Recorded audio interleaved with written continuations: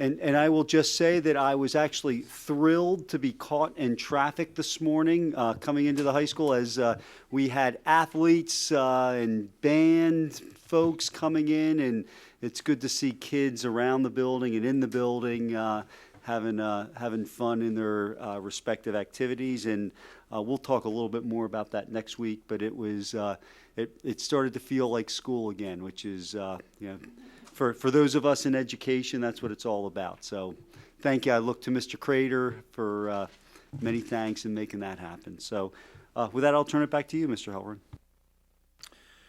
Thank you, Dr. Sandville. That brings us to comments from residents. And seeing no residents, we'll go around the room with comments from board members, beginning with Mr. Day.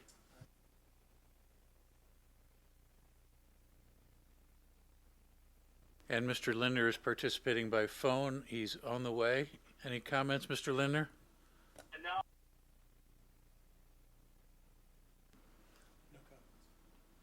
I just want to announce that I have to leave the meeting early for business commitments tonight, so I'll be leaving at 7:40. I regret that. I can't stay for the whole meeting. And I'll just mention two things. Last week I was privileged to attend board and administrator training event at Gettysburg Battlefield, and we had a wonderful tour, and the whole theme was around leadership themes, and very appropriate, I think, whether you're in a military situation or educational or business or whatever. The principles are timeless and important, and it was really nice to see it in that way. And the administrators were well behaved, even Dr. Sandville. So very nice day, and we started at 7 in the morning and got back after 9 in the evening, and very fulfilling and very well done. And lastly, I just want to remind my colleagues that we're going to be welcoming our new teachers tomorrow morning. Breakfast at 7:30. The program starts at 8. Board members have an open invitation to that every year. That's always a highlight. And then a week from today, another ritual of school, maybe the most favorite one by most people, is convocation. The teachers will be returning, and the entire staff will be returning to the auditorium, and probably the kids will be out, and the band will be playing, and the drums will be rolling, and all of the staff will be reigniting old friendships and reconnecting after their summer activity. And it's a great time of excitement and inspiration, and I think we can count on the administration for a very nice program. The theme is service, I believe. Service above self. Service above self. So board members have a invitation to that Monday morning program, and I would highly recommend it. And that brings us to curriculum. Ms. Anderson. Thank you, Mr. Halloran. I'm going to hand it off to Mr. Nolan, and also to offer to Dr. Simonson to pick up the slack on the puns. Thank you, Ms. Anderson, and please jump in, Ms. Anderson, if I leave something important out. We have several items that will be up for votes next week. One is to approve a contract for Get More Math. You may remember that Mr. Dissinger and Mr. Lewis, the department chair of math at the middle school, came last year and did a presentation on this program. The middle school math teachers feel like it's been very effective. They piloted it last year with 6th, 7th, and 8th graders. Excuse me. They feel like what it provides that isn't in the curriculum right now is an opportunity to kind of spiral through the curriculum for students. When you cover something in October, September, it's good to review it in February, March, April, etc. So this tool, which does allow students to kind of move through what they've already learned and studied to get a nice review. It will replace Study Island, though it's very different from Study Island. They won't be using Study Island in math anymore if this contract gets approved. It's a one-year contract. You may remember that last year it was a free pilot. The teachers did get 3 full days of training with Get More Math. And so they're very excited. One of the ways that the middle school use it that Mr. Dissinger explained tonight and at our CNI meeting and last year as well is they do have some structure in hawk time to help students to jump into this and use it. And students have really liked it, is Mr. Dissinger and Mr. Lewis's impression. So we feel like it's possibly really going to be a nice tool to add to our arsenal as we help students to continue to develop and maintain their foundational skills in math. So again, that's a one-year contract. We are recommending approval of that next week. Any questions about that? I'm just going to add, as we did have a presentation from Mr. Lewis earlier in the year about the pilot, which personally was very impressed with the concept of smart software that almost individuates to the child so that it understands once they've answered a certain concept correctly a number of times, they can move on versus another child who may need a little more practice on that concept. And then as Mr. Nolan pointed out, the spiraling, and Mr. Dissinger talked about where I guess the concern would be they learn a concept not fully but enough to get by and then forget it. But with this program, it will continue to loop back and make sure that the child still retains that knowledge as they're moving forward. So I think it was very impressive, and it sounds like something the teachers are all on board for moving forward with. So we'd like, middle school would like to use it for a full year. I have a quick question. I think this is great. It's back to the Chromebooks. I had asked this a while ago. Are there any practice applications for either math, vocabulary, comprehension that the students can access for practice, fun, over the summer months? A lot of our curriculum is available over the summer months, and we do publish information for students and families about different free websites. So there's a plethora of sites now that provide exactly what you're talking about, some better than others. We try not to endorse them as much as say these are available. So I think that with a quick conversation or an email to a teacher, a student can get a lot of that information. I know some is on our website as well, under parent resources at each school's website. There is quite a list of resources of that nature, especially in math. ELA, not sure we have that same sort of list. So that's something we probably should look at. You mean you need a pretty motivated student, but you know, if you close the end of the year in a less than desirable way, Yeah. it's just nice to have that opportunity if one wanted it. Well, This sounds great. I know Reading A to Z, which is a tool we use for students in reading support in elementary, that is available all summer, and the reading specialists do meet with the parents and talk about that resource and how to continue to use it over the summer. And it's designed kind of as a self-pace for students. Sounds So excellent. there are some resources. Thanks. Anything else about Get More Math?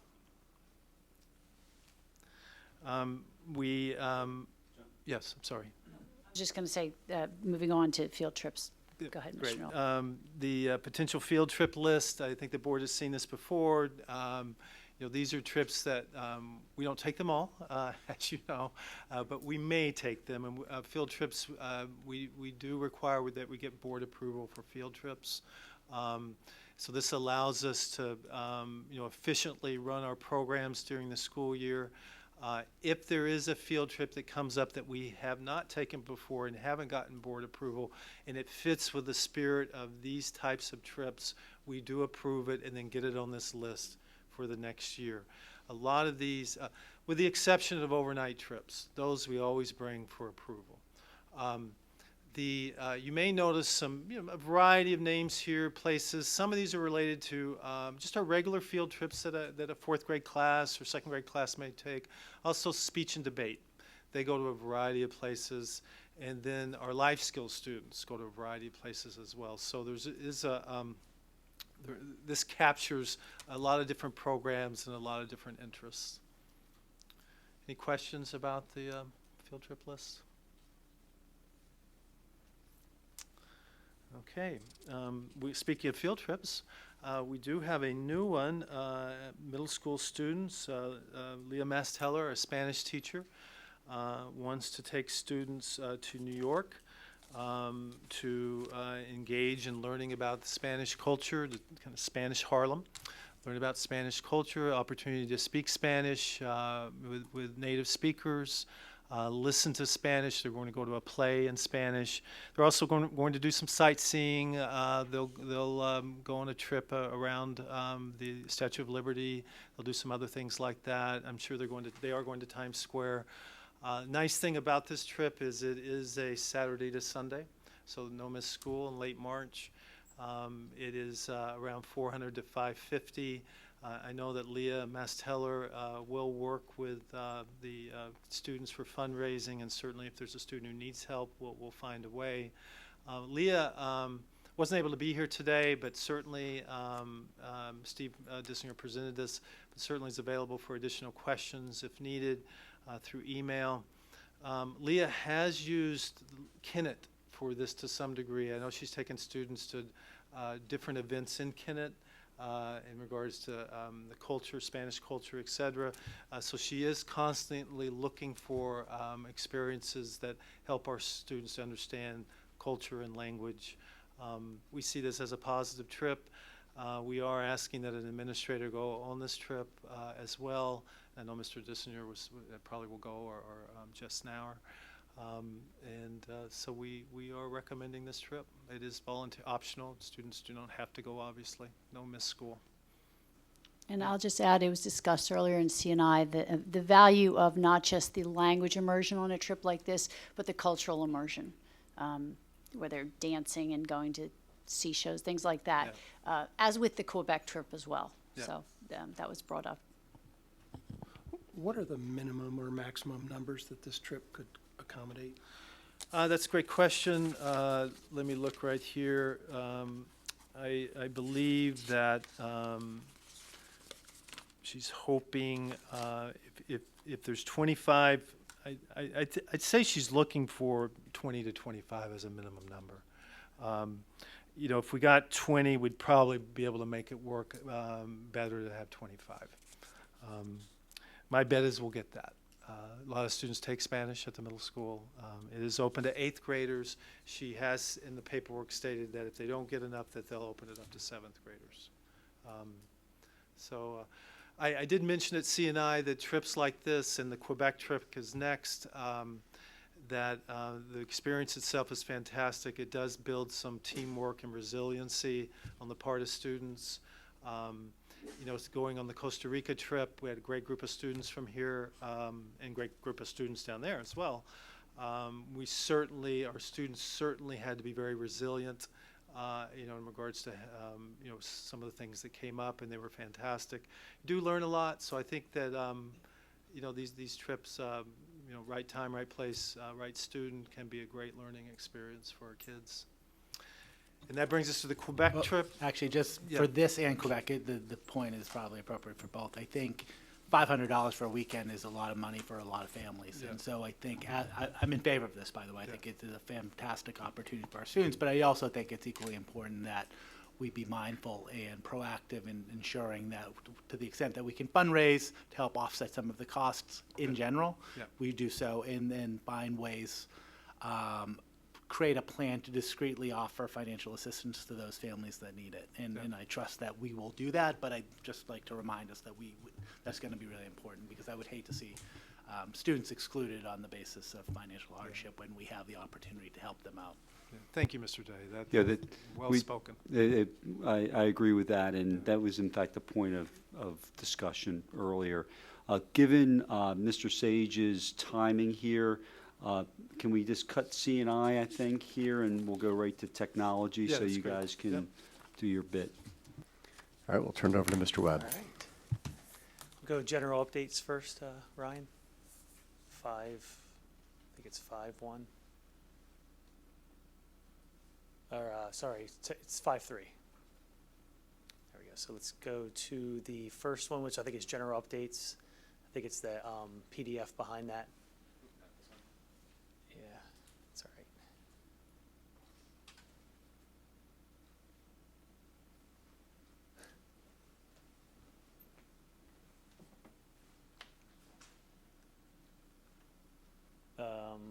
top one.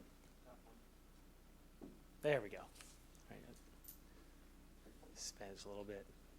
So a lot of information in there. So I wanted to show each line item because each line item is really a lot of work that needs to be completed. I know it's a few words in one sentence, but it's really a lot of work that went into making this happen.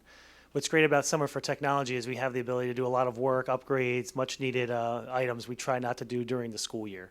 So Network Phase 2 was a board goal. We approved in March and started that work, and you can see all the blue, all the completed tasks that we did during the summertime. Over on the right-hand side are what we have remaining. So I put some dates, a lot more informative from last year. I'm trying to make that information way ahead of schedule. You could see everything as we approach those key items. So looking really good with Network Phase 2, a lot of good work, and I'll explain a little bit more in that update. The second one is the printer copier refresh, which really want to thank Mr. Weitzel and his team to help us through this with electric and data, you name it, to help us through this process. But you see, we planned this out starting in May. Really, this went back to September 2018. We took it more of approach of let's just not refresh the 40 copiers we have, but let's look at the whole solution we have in our district, and that's what we did. And so you see, we got everything up and standing. We're waiting for the teachers to get here, 10-month staff next week, and we're going to train them. So everything's in place. Any questions on those? Yeah, that I'll go through that on our tech update.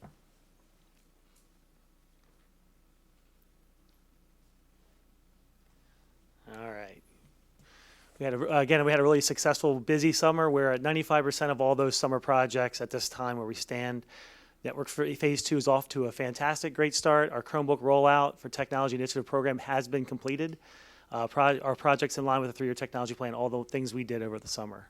So this reminds the board of what we, kind of the buckets that we do, keep the lights on, keeps us running, board execute board initiatives, board approved initiatives, sorry, refresh our end-of-life equipment, and evaluate, which we're always looking for those emergent solutions. So keeping the lights on, we do a lot of boring things, I guess. We upgrade power school systems, rollover, system upgrades, firmware, all the things that we want to get going before the beginning of the school year that could cause some problems if it's during the school year. We also have been focusing on our mobile device management system, really making it a lot better for Mac deployments for our staff and our iPads. We upgraded our virtual environment and, of course, our telephone system and, of course, all of our power school systems. In our board initiative projects, our fiber installation, we are at a point where we're going to cut over our IDFs, it's called. It's our just internal data feed systems, and we're going to decom. So that'll be completed in the next 2 days. We've upgraded and consolidated all those wireless controllers district-wide. That was one of the things we were talking about before we broke for summer. We completed the rollout of our 46 copiers and 56 HP printers. We began that wireless access point upgrade. We're about 75% complete with elementary schools. We consolidated all these different domain services and decom domain servers. So since I've been here, we've decommissioned 32 physical devices. So these are cameras, these are wireless access controllers, these are servers, just old equipment that at one point we would have had to replace. We just consolidated them all in the high school. So that's part of many different projects that we did that were board approved, the fiber initiative at the elementary schools back to the high school, just to name a few things. We also rolled out all those Chromebooks. Well, I guess we put them in the classrooms, so not quite rolled out yet. And then we implemented a food service and Chromebook fee in the RevTrack. So a brief update on the RevTrack system. Communications will be going out to community members this week or to our parents this week about the online system, where we will be offering the Chromebook fee, technology fee, and the food service fee. So that stuff will be going out. We'll kind of explain it to our parents this week. And here's our end of life, 430 staff and student devices. These are iPads, these are MacBooks, these are Windows devices. Our 32 smart boards, Mr. Weitzel, big help on that. His team installed them for us, saving us some good amount of money over there. Our 10 cafeteria terminals, again, replacing the old systems and to prepare us for the lunch and learn, and refreshed various conference spaces of district-wide. And our evaluate emergent solutions, one of the things that came out was that automation, which we really saw come into play over the summer. And then the second thing we're looking at this year is that single sign-on solution for our online curriculum resources. The way it's set up today is our teachers set up the students. It's not a single sign-on solution today, but we're looking to do that this coming year. And here's a look ahead. Final rollout of our smart panels. We go in through the rest of the year. We're going to be looking at doing a single mode fiber line between the high school and the middle school in April. We're going to complete network phase 2, refresh some of the technology policies, which you guys will see, continue to refine our mobile device solution, single sign-on. We're going to implement those security and social engineering plans we've talked about. We're going to design that next phase of the network plan, continue to add those online payments, and we're going to continue to add and harden our network and servers. And here's where we're at right now when it comes to network phase 2. So we're really at the elementary school wireless point upgrades. Should be completed before start of school. Router's a little more intensive. We'll probably wait for Christmas break for that. The installation is single mode, most likely in April during spring break, and then same with that ClearPass mobile solution, probably around the same time. Any questions? Cover everything, Mr. Sage, okay? Okay, good. They'll just continue operating as normal. So we're trying to, they have some dead zones here and there, came from the wireless assessment, so we'll get it complete. All right, well, thanks everybody.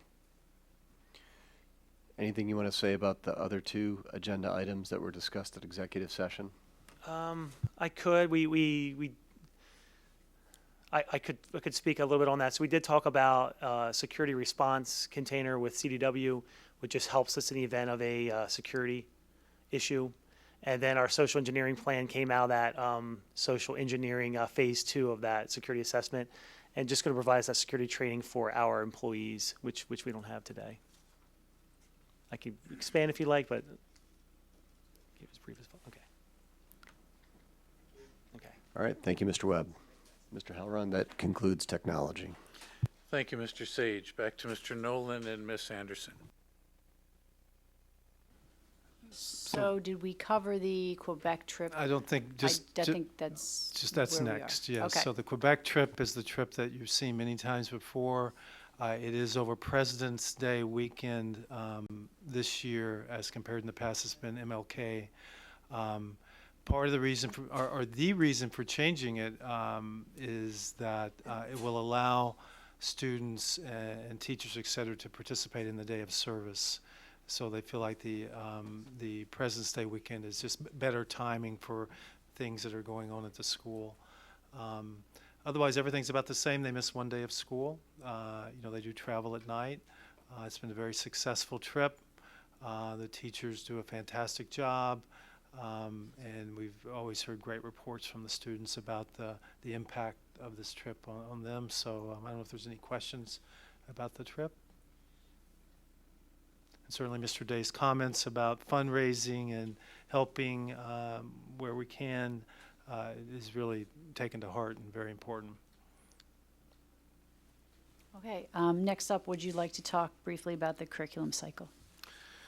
Sure. So as you all know, we have a curriculum cycle, and if you could pull that up, Ryan, the dates are kind of amazing when you look at it, 2019 to 2025, but hard to believe that we're almost to 2025. Anyway, this is the same structure. There is one change: world language. This past cycle was connected with math and language arts and its timing. We have moved that 1 year later. World Language Department is fine with that. And the reason being, there's 2 reasons. One is that is a very, very intense curriculum cycle, year or 2, with math and language arts. The other reason is that world language has had kind of an extended curriculum cycle. You may remember that they're really, really excited about Wayside's publishing new books, and Wayside has not published all the books that they need at this time, so we're kind of phasing them in.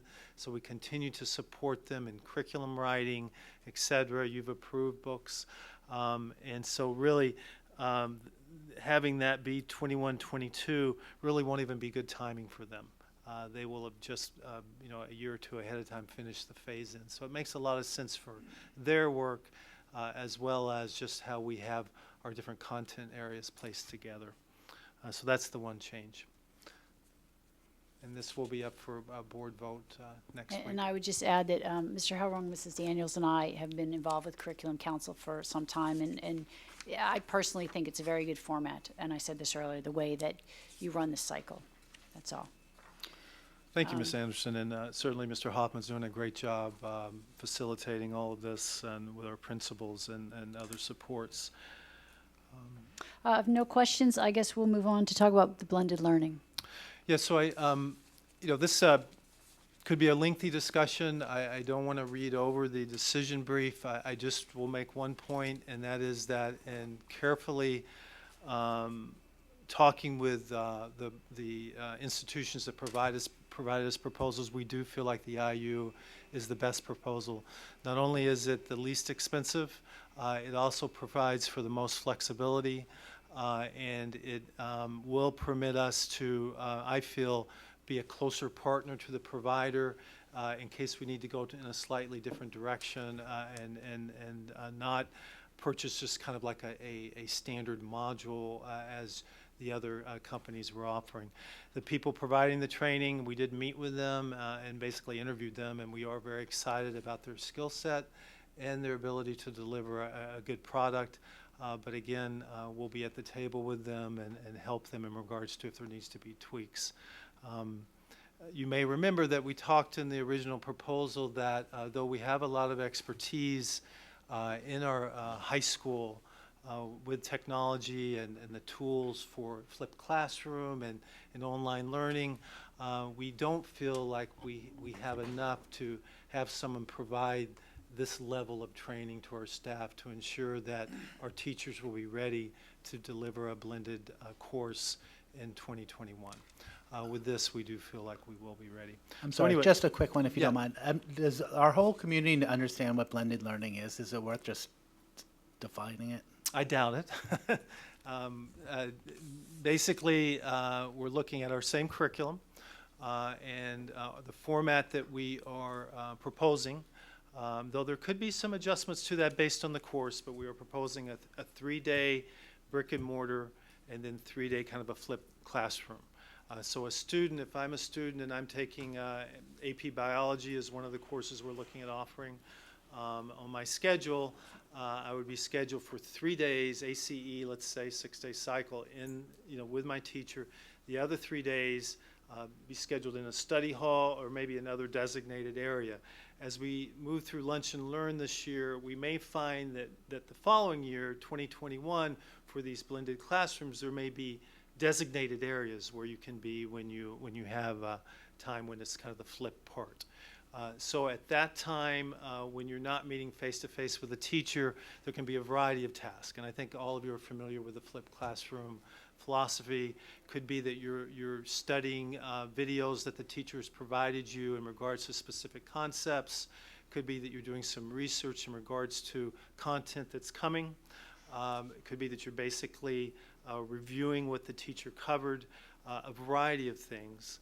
And then certainly when you meet with the teacher the following day, that's when the hope would be certainly that maybe the higher order thinking, et cetera, would be more at play. We all know that students learn differently, have different strengths, and kind of attend in different ways. There are definitely students, I think, that would gravitate to this model and it might be very beneficial for them. It may not be for all students. We do feel like this is something we need to jump into carefully, well planned. We have no agenda that all of our courses will be offered blended. Really, we'll see how the students appreciate them and how they do and how we feel about it.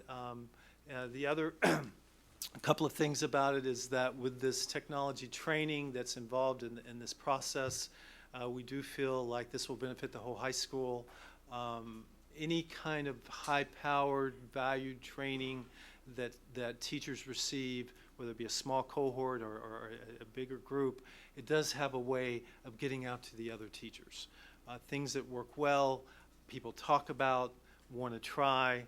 So it does have that kind of like that organic kind of movement. So we're excited about that. The other piece that the IU is really committed to is the train-the-trainer piece, where if this is successful, and we have every belief that it will be, that the following year another cohort of teachers, our own teachers, can be really involved in the training who went through this this year. So there's a lot of different moving parts. At the end of the day, myself, if I was a student, I may really enjoy this format. It may speak to me. I might even learn more and appreciate the opportunity to maybe tailor the things that I focus on a little more than maybe a traditional classroom. Or it could be that when there's if there's several offered, that I can kind of combine them in one lane and then free up 10th period, so that if I'm into horseback riding, or if I'm an athlete, that I can have more flexibility in my schedule. So there are some different neat things about this. The other thing I think you're all aware is a lot of our surrounding high schools and other districts are using this format successfully. That doesn't mean that's not why we're doing it, but it does seem to be getting held in high regard in some of our neighboring districts. And so we want the technology skills. We want to offer formats that speak to our students and allow us to maybe have more of that personalized learning. And we want to continue to grow. So those are the reasons. I personally am thrilled with the price that the IU came in at. As you may remember, we budgeted about $30,000 through our Title II federal programs funds. So to come in at right around $20,000, not only with the 10 days of training, but with also about 30 hours of coaching as well, is a pretty good deal. We are repurposing John Mall. He's our technology integrator. John does a lot of training and does a lot of other things with Power School, et cetera. We are going to have him with a specific schedule at the high school, 0.5 schedule as a technology integrator for this year, to make sure that these teachers and others really get the support they need in integrating technology. So there's a couple of different things at play here. We're excited about this. Ms. Jenkins is the assistant principal, is very involved in this. And she'll be leading a lot of this as we turn it over to the IU if you approve the contract. I would just add that Mr. Nolan and I had a thorough discussion about this earlier today, and Mr. Helrung with us in CNI, we discussed it again, and I'm fully for this opportunity to partner with the CCIU because it's not just about the tools. Obviously, it's about the educational piece as well, and they seem to be going into this as a full-on partner with us on both respects. And I think also we had this discussion earlier in the year about the blended learning, and I was a bit apprehensive about us going into it so quickly, and I feel much more comfortable that we're going to be partnering this year to really work with them to develop not just the tools, to understand best practices, and to have the teachers really develop the courses to what we're looking to do. Certainly it is, there are many considerations, but it's an opportunity for a lot of students to be able to take more responsibility for their own learning. And I think everything we're learning with the Franklin Institute and with and motivation and social and emotional learning and everything is telling us that that's the direction it's going, where we teach kids to take responsibility for their own learning and ownership of their own learning. And I think this format can play very well into this, where they're having, as Mr. Nolan said, the opportunity to be on their own and pursuing at a deeper level the assignments, and then also in the classroom with higher level thinking, the collaboration and the discussion of the higher level concepts. So I think this is where we need to be, and as Mr. Nolan, I think, agrees, we need to move not slowly there, but this is a great opportunity this year to work with the CCIU. Other questions or comments? I just have a quick question, and I imagine there's going to be a lot of conversation as we move forward with this. I know I asked you the last time we discussed this about Mr. Conti D'Antonio's class, which was some type of variation of that. Was that continued by the district? Is this going to be a variation, a hybrid of what we had looked at before with that class? That's a great question. That has not continued Right, right. to that degree. Mr. Conte de Antonio was, in a lot of ways, a very innovative teacher and was really dedicated to that. But I think it'd be fair to say that even Rob would say that he might do some things differently after experiencing that. But certainly, Ms. Daniels, as you're aware, the tools and the strategies that he used are kind of integral to the philosophy of a flipped classroom.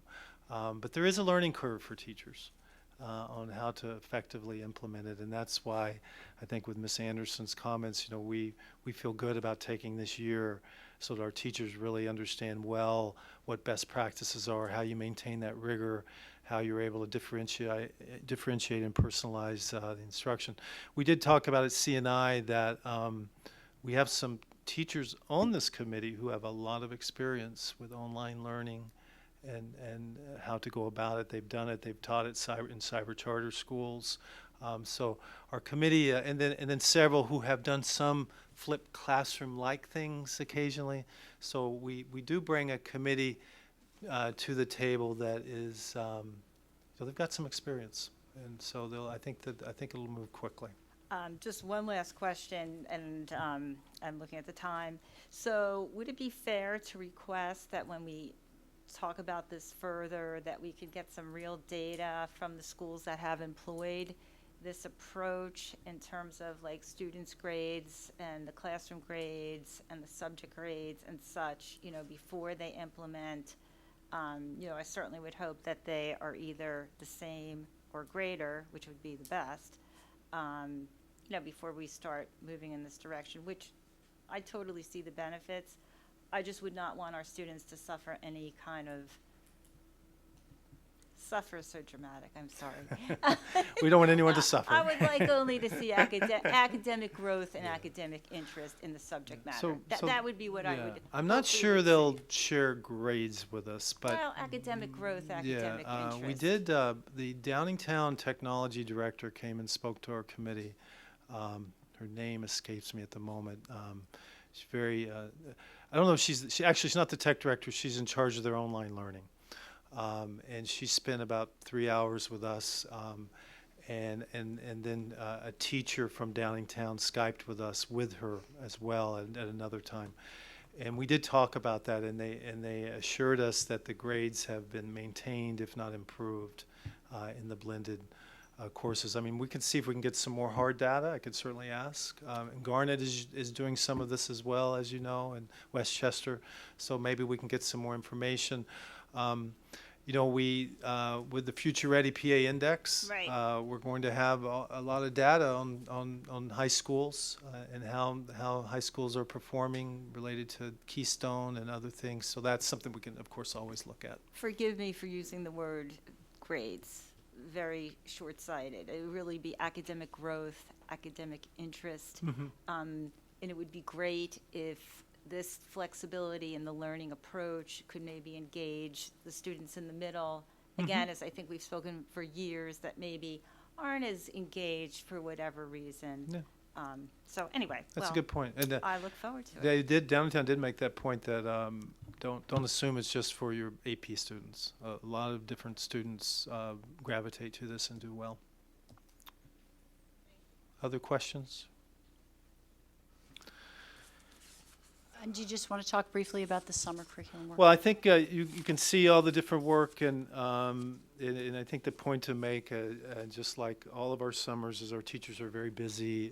Mr. Hoffman's done a great job in coordinating this work and making sure that the things we need to get done get completed. And it's been a very successful summer in regards to that. You'll see on that list some of the things that you approved, such as changes to courses or new courses. The curriculum is being written or modified. So the work is getting completed, and we'll be ready to go on all of the new courses and make sure that the books are in and all that sort of thing. So once again, Tim and his team have done a fabulous job. Very good. Thank you, Mr. Nolan. Mr. Hellring, that's all we have for curriculum. And that brings us to wellness. Thank you, Mr. Hellring. I'm going to invite Dr. Ryder up to give the wellness report.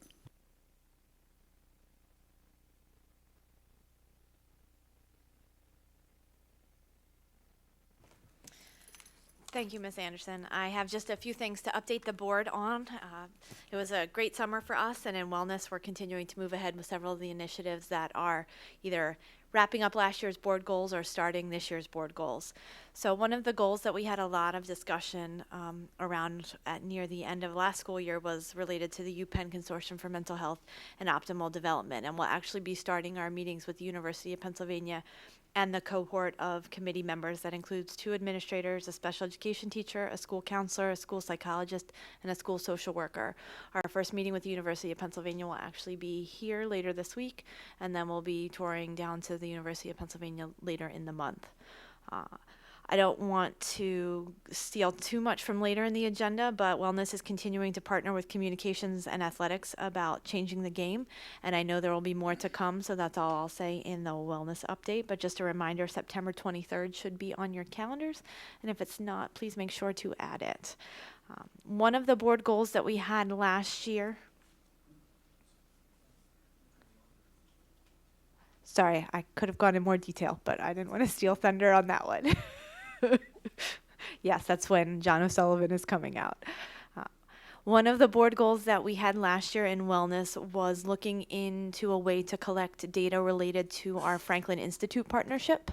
And Dr. Stanville and I have been hard at work and have met with several different universities as partners and got to the point where we decided we would just like to create our own research project. And we looked across our administrative team and luckily landed on Mr. Dukevich out at Chadds Ford, who is in a program that requires some internship hours. And Dr. Stanville has allowed some of those internship hours to work with us, with Mr. Dukevich. And we are now looking to partner possibly with the National School Climate Center. You may be familiar with them because they are the authors and providers for the climate survey that we administer here every 2 years.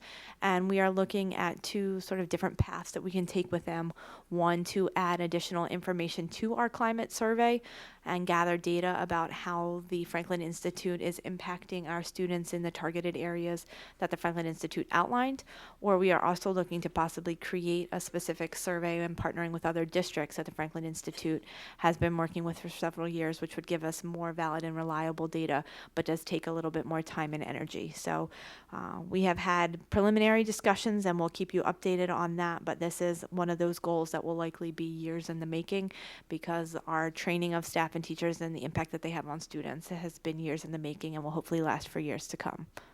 Dr. Stanville, did you want to say something? No, Okay. I saw you looking at buttons. no, I was considering, but no, Okay. nice job. And then finally, one of our new goals is the wellness conference for our staff, which I believe the goal actually says that it's coming in the spring, but we've accelerated that process and we're looking now at the November 5th in-service day. We are looking at a full day program that would be available to all staff. So we've had several meetings. We've taken feedback from the spring conference, which you may recall we updated the board on as to what activities were well received by staff and they were looking for more, and a lot of the feedback was also to involve more stakeholders, so looking at our support staff and some of our 10-month and 12-month staff and then doing a full day. So we are very excited to be underway with that because we're only about 2.5 months out. And then finally, I believe I shared these dates with the board in the spring, but I do want to share them again. We will be currently planning for 3 Wellness Council meetings this school year. They will be held in this room from 1 to 3:30. We are looking at Wednesday, October 2nd, Wednesday, February 12th, and Wednesday, May 6th. And as always, if you are a board member and would like to join the committee, otherwise we do have a sort of 2 to 3 year commitment that we look for community members so that we have community members who have been part of the committee as well as new members. And of course, we always include students and staff and those stakeholders. So that's the update from my end. Ms. Anderson, do you have anything you'd like me to add? I don't. Thank you, Dr. Ryder. Anyone have any questions? No, I think we're done. Great, Thank you, Mr. Howard. Thank you, Ms. Anderson and Dr. Ryder. Very eudaimonic. She doesn't like wellness. Eudaimonia is a better term, the flourishing life from Aristotle.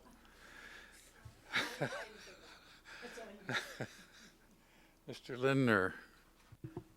Thank you, Mr. Hellrung. I'm going to have Mr. Weitzel come up. I came here in person just to hear about dogs, chillers, and barns, so it's up to you.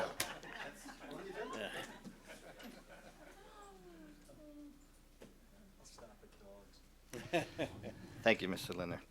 The first item tonight is a approval of a service agreement with Interquest to allow for contraband inspection services with non-aggressive detection canines. This would allow a minimum of 4 visits throughout the school year and is built on a per-use basis of either a half day of service or a full day of service. We've been using Interquest for a number of years without any known issues, and this is just a continuation of that. Any questions? Is the pricing the same? I did not look at it, but it's still the services. If we use the 4 minimums, it ends up being like $1,700 for the whole year. So. If it's not the same, it's within $100. Yeah, it's in the ballpark. Okay. The second item we have tonight is a ratification item. This item is for a replacement chiller at our Chadds Ford Elementary School. The existing chiller is, I guess I'll say, was over 18 years old, and over the summer experienced a catastrophic failure of one of its compressors. We could have invested approximately $30,000 into replacing the damaged compressor, but given the age of the chiller, its reliance on outdated and expensive R22 refrigerant, and the fact that there are other key operational components were no longer available for replacement from the manufacturer, felt spending funds to repair it would be throwing good money out the window. The reason this is a ratified item is that we had to move quickly in order to have a new chiller online for the start of school. We received feedback from the facilities chair and the facilities vice chair, as well as the board president and the board vice president. We had a consensus to move forward with replacing the chiller. The total installed replacement cost is just under $170,000, including the 5-year warranty on parts, labor, and refrigerant. And the quote is from a CoStar's vendor, so that we are compliant with purchasing requirements. This expense will be funded by the long-range facilities plan this year, and the long-range facilities plan will be adjusted by deferring a similar project cost, so there's no net effect, so the net effect of the borrowed funds is still $0. Does anybody have any questions? I think we just talked a little bit, or had notes also that went back and forth about our need to kind of point out in the long-range plan some other items that if other things came up, we'd know where to go in order to look for those dollars so it doesn't impact us from a gross dollars perspective. Yes, agreed. And the long-range plan, is flexible, and that's the reason for that, because these things do come up. So the last item is an approval item, and it's a supplemental agreement to K&W's design contract for the new fields and double turf field. Specifically, it is to have a structural evaluation and inspection performed of the existing barn, so that this work will allow us to do our due diligence regarding our path forward for the barn, so that any recommendations are based on accurate conditions as well as accurate cost. The barn, it's identified as a historic resource to East Marlboro Township. So there's a detailed process that's outlined in the zoning or ordinance that needs to be followed in order for us to do anything with the barn. This proposal is in the amount of $2,500, and it's from a sub-consultant, and both K&W and Murata Maine are passing this cost through without any additional markup. Does anybody have any questions? I think as you and I talked, and you had to talk me down off the ledge as we were, going through this particular item, my concern is that this is one of those things that can take forever to get through the different stages. and that anything that we can do in order to have whatever conversations can be had with East Marlborough Township, people that are able to have those conversations, I think it would be helpful, because otherwise this has the smell of something that can go on for an extended period of time that should not go on for an extended period of time. Yeah, good point. I'll say that we have had a couple of those meetings already to try to prepare the way, and I think we know what they're looking for. And this is designed to be able to give them what they're looking for and still get what we need for our students and our district and our taxpayers. So when the time comes to present our proposal to the township, I guess the planning, would it be to the architectural committee or to the board of supervisors itself? It actually goes to the historical commission, and then they make a recommendation to the board of supervisors. At least when we go to the board of supervisors, I know I'll be there, and hopefully maybe you'll be able to be there and other board members or administrators to try to strongly represent the interests of the district and our taxpayers, and not let it get derailed.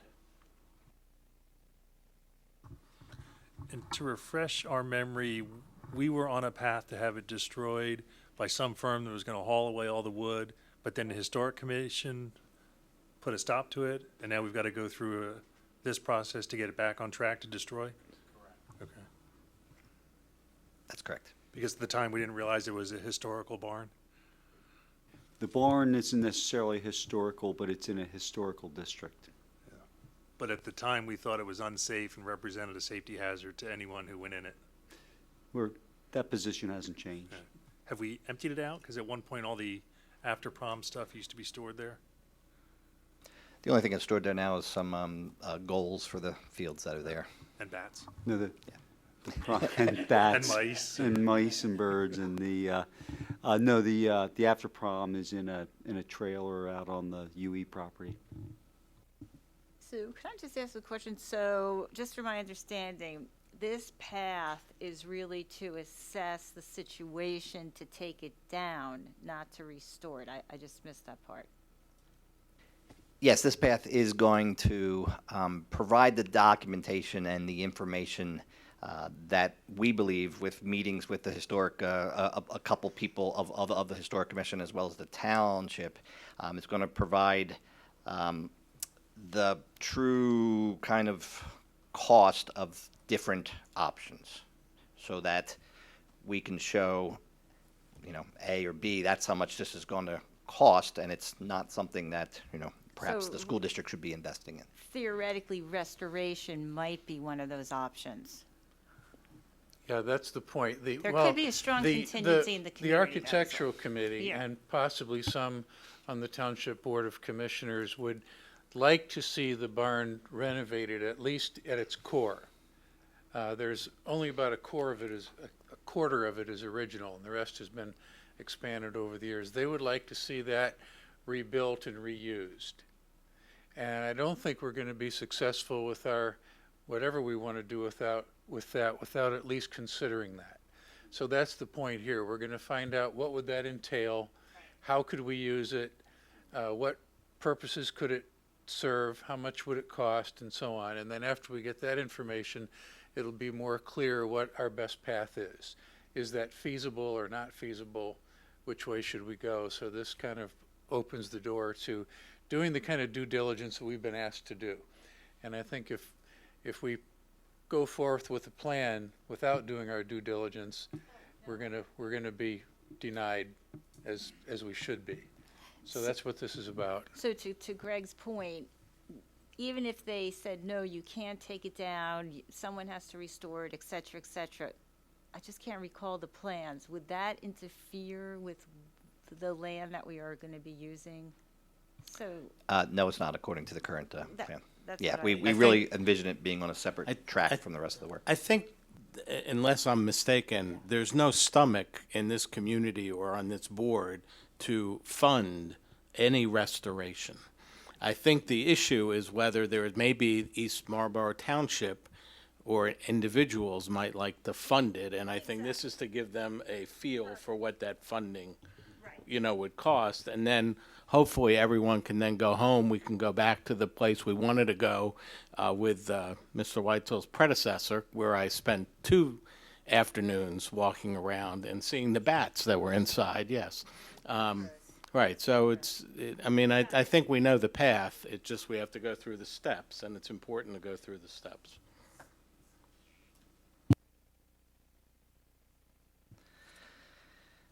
So the last thing I have tonight is just a facilities update. The summer's been very busy, and I wanted to send a special thanks to all the buildings and grounds staff. So starting with the custodial team at the high school, who always do a spectacular job getting our building ready, and did so again this summer, while also being shorter staffed than normal, and also doing numerous setups and reconfigurations to prepare for the Lunch and Learn program.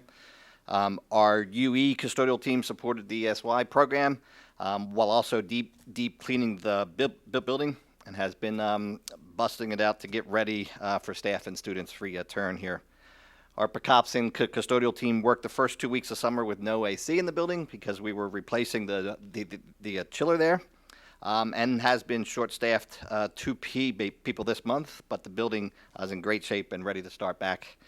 Our Hillendale custodial team, for the second year in a row, dealt with some major renovation work in half of the building, and we're also down a staff member all summer, and they're currently under the gun to get things ready for staff return, but I know that they will get it in good shape over the next week and a half. Our Chadds Ford team is currently dealing with no AC in the building, but they worked extra hard the last few weeks to get us in a good position to not be relying on AC to help the floors and wax dry. Our Patton Middle School custodian team was definitely challenged the most this summer with numerous projects, a library renovation, a gym floor restoration, as well as a roof replacement project. With heavy rains and flood watches almost every other day during June and July, there were times when the roofers got caught in the rain, but our staff was right there to clean up and make sure any damage on the inside of the building was minimized. So I thank them all for their hard work. On our maintenance side, Jim McClimans was probably the busiest man in all of Unionville in keeping on track with all of the contracted work, the Patton roof, the library, the Hillendale HVAC, the secure entryway at Hillendale, the turf replacement project here, the safety netting, the press box, the stair towers, and chiller replacement at both Pecopson and now Chadds Ford. When most of us were working 4 10-hour days, Jim was working 6 or 7 10-hour days a week. So thanks for that dedication. Dave Talley and our mechanics did a great job supporting the construction work, and also completing numerous projects of our own, including several to support the Lunch and Learn program. We also provided significant support, as Mr. Webb had said, to our technology department by installing over 30 new interactive panels and providing electric and data feeds where needed for the extensive printer copier upgrade project. Lastly, our grounds team, led by Paul Herron, performed all of the normal grounds maintenance work, plus several projects. One was adding some additions to our low element course, and another was installing a new paver walkway in one of the courtyards here in the high school. Just really good stuff. So if you see any of these people over the next few weeks, give them an additional thank you from me, because they're the reason that I can sit here in front of you and say that we'll be ready for the start of school. Thank you. Mr. Weitzel, thank you very much. You should know at our offices, we intermingle lunch and learns with wine and wisdoms. and the participation at the wine and wisdoms at the end of the day is very high. So Thank you for that, Mr. Lindner. I just want to come back to John Murphy's question. The cost for InterQuest last year for a half day, it was $250. This proposed contract, it's $260 for half a day. for a full day last year was $500, and in this contract, it's $520. You're welcome.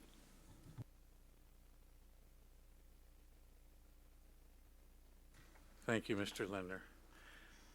And I wonder if the more wines they drink, the smarter they get. Absolutely. At least up to a point. Okay, that brings us to finance, Mr. Day. Thank you, and there are 3 voting items next week, and I'll ask Mr. Didi to help me out on these. Sure. So item 8.1 is the GASB 75 valuation services. GASB 75 is a pronouncement, and it requires us to account for our other post-employment benefits, which for Unionville are our employees' right to purchase the group medical at the premium rates. And the different classes of employees hit that right with different service time. So a couple months ago, the GASB 75 states that we have to have this valuation done every year.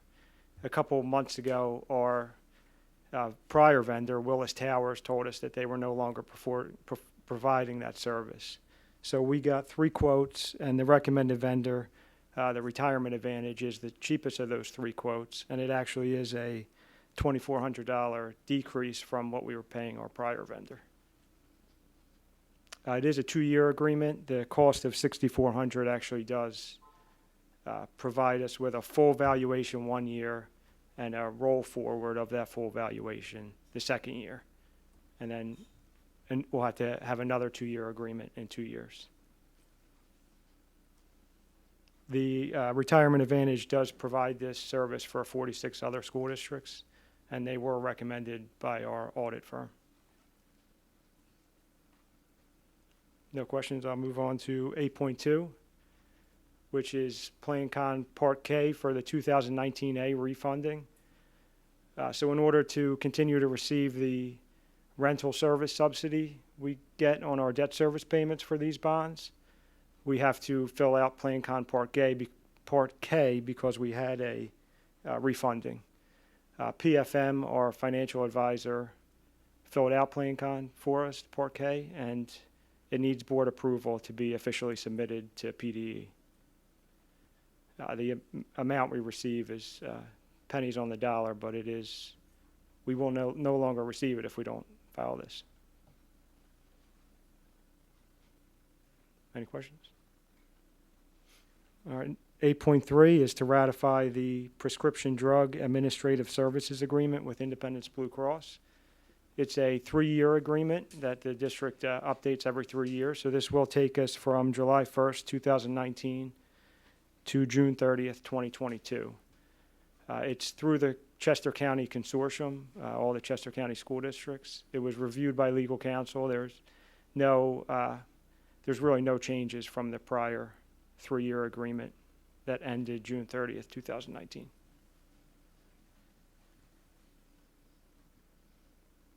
If there's no questions, we'll move to 8.4, which is the monthly local revenue analysis for month ending June 30.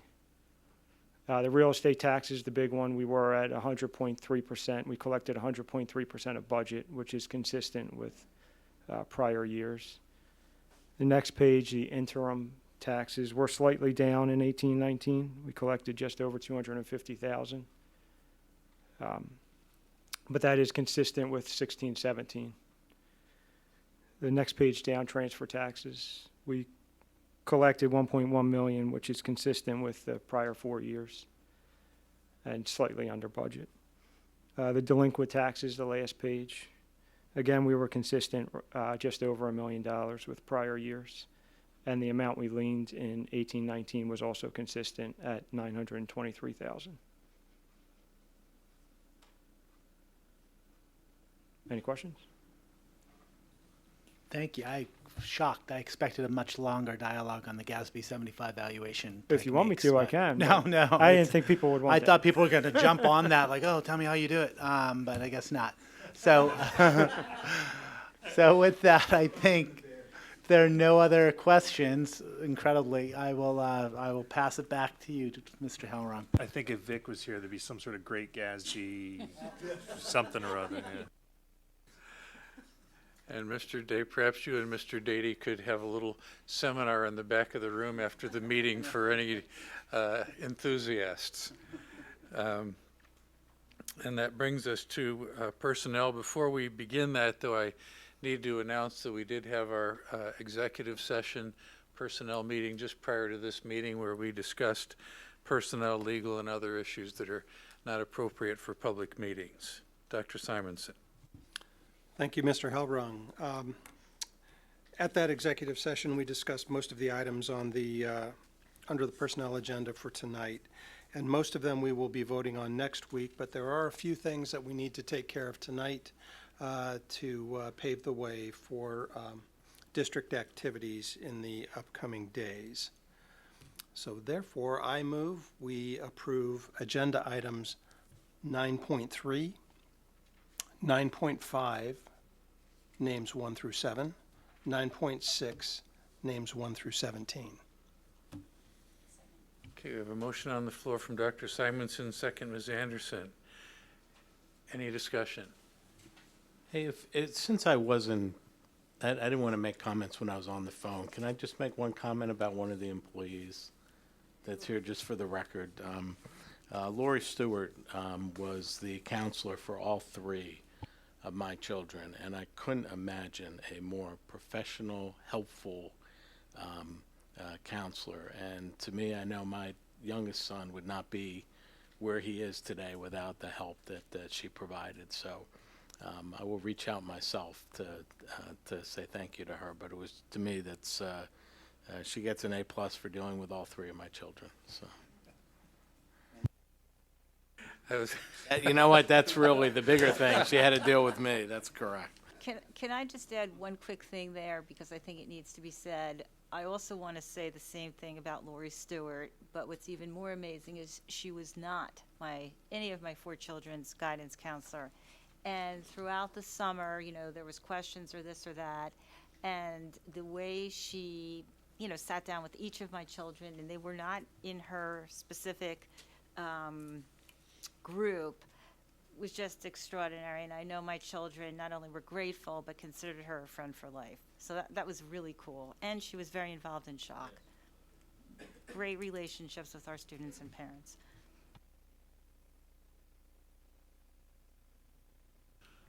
Okay, any more discussions? And that will bring that to a vote then. All in favor, please signify by saying aye. Aye. Opposed, same sign. Any abstentions? So that passes 7-0. Okay, the only other item for discussion tonight might be event workers, item 9.9. And Mr. Crater, I don't know if you have any prepared remarks or if the board has any questions. The board members did receive a brief from the administration, and I'll leave it to you to say something if you want to, or the board to ask questions.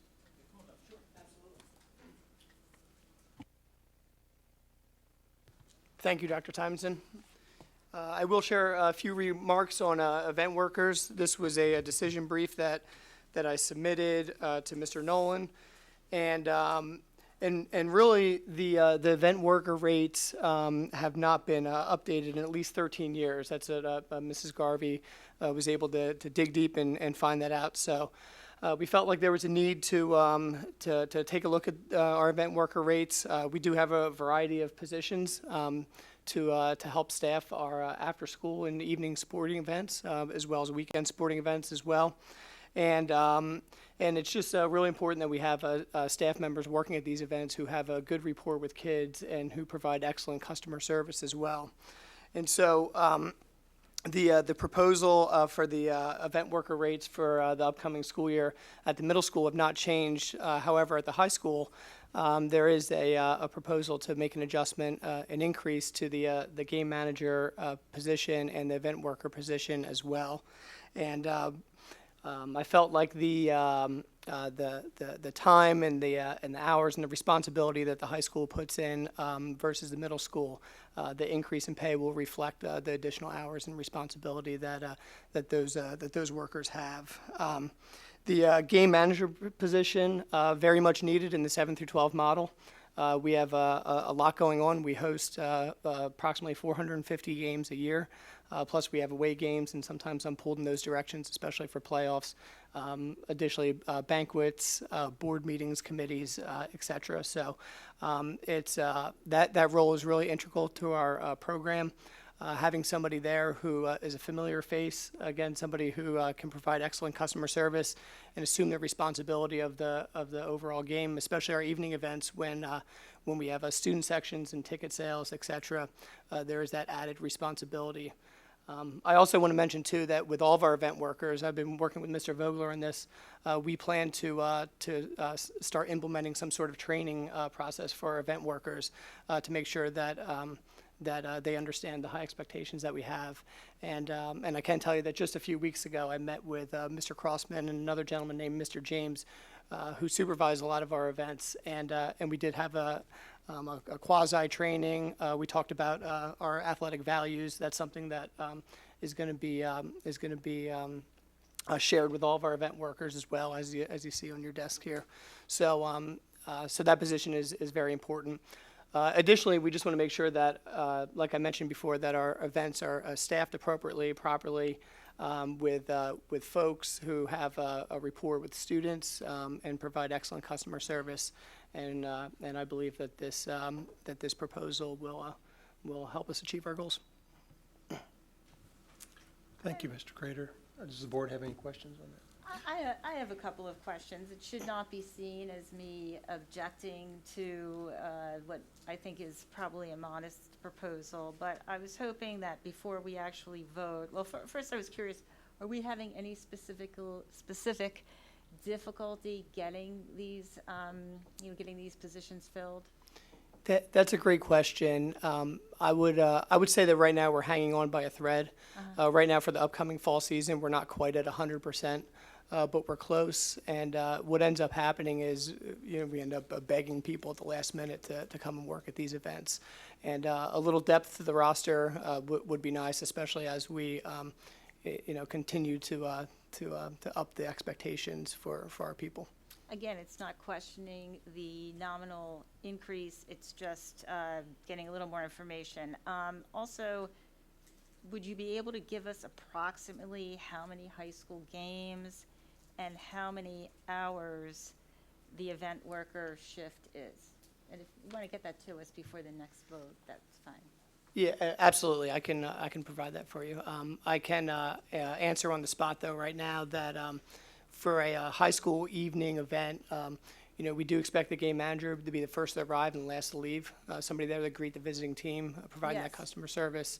And for a typical 5:30 start, the game manager should arrive 4:30, 4:45, and be the last to leave as well, which could be as late as 9:30 or so. Yes, and that is stated right here. I was just literally curious about how long the shift for the event workers are. Oh, for the event workers, I'm sorry. I didn't see it here, but I might be looking right at Yeah, it. I think it's safe to say, again, and every event is different, but you could probably reduce that by about an hour for the regular event workers. They arrive a little later than the game manager and leave a little earlier than the game manager. I appreciate it. Yeah, thank you. Mr. Crater, I just want to say I continue to appreciate everything that you do. When we first met, you laid out a vision of getting people involved, and it's so much more than wins and losses. And I know it's just a sneak peek, so I'm not going to say anything, but I really just want to say I appreciate what you're doing. Thank you, Ms. Anderson. I'd like to endorse this proposal as well and share an experience that I had last year after a basketball game, a very contentious and close basketball game. And after the game was over, a couple of visiting parents started what could have quickly become a melee right outside of our gym door.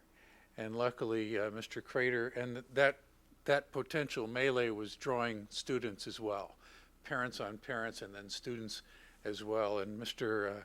Crater expertly and swiftly and tactfully came in and de-escalated the situation, dispatched the students and dealt with the adults, and it calmed down. And had that not happened, it could have been a pretty serious negative result for many people involved and for the district. So when we're training our event workers and game workers, just tell them to do what you would do, Mr. Crater. Thank you, Mr. Hellbrung. Thank you. I believe that's it for the personnel items tonight.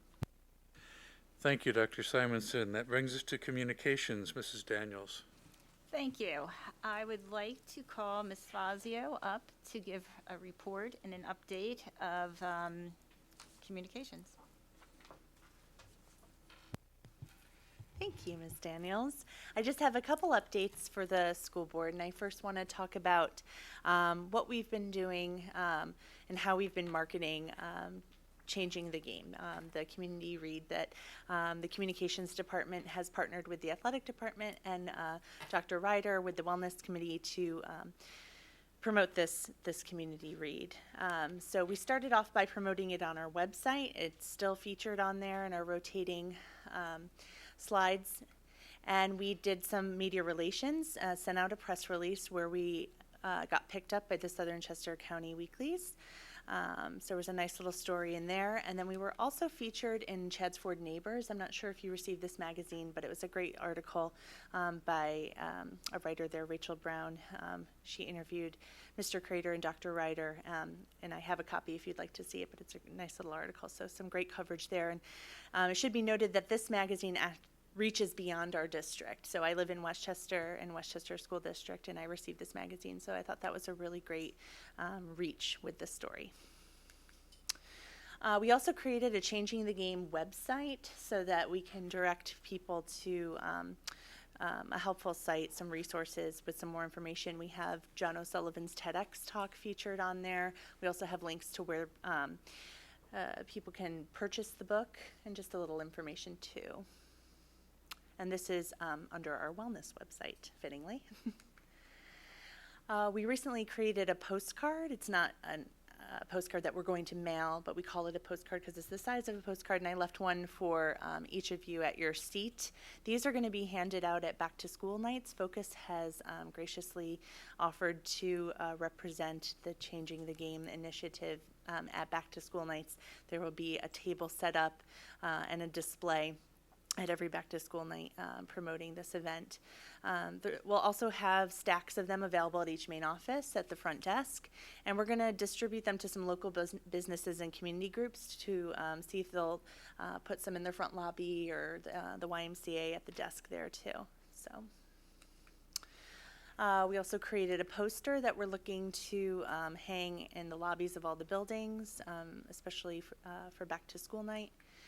And we created lending libraries at each of our schools. So featuring the book with some information, and here's one of our happy parents checking out her book from the lending library. So it is, okay, yep. Have you talked to like URA or KU? We have. Yep. Yeah, we have. You'll see that in a couple slides. So the social conversation has been great. People have been embracing Changing the Game. They've used our hashtag #YouChangeTheGame. We have teachers reading the book, administrators reading the book, and sharing where they're reading the book. So there's been a great online conversation around this, and we're really seeing kind of a surge in the buzz, and we hope that that continues and the excitement continues. Here's just a few more. The book went all the way to Russia with Dr. Ryder. And here's just a few more too. And when folks are sharing their Changing the Game moments, we are making sure that we're having a conversation back with them and making sure that we comment and continue the conversation. I just hope Mr. Conley had a spotter when he went to the I think, how much weight was that, 350? 490 pounds.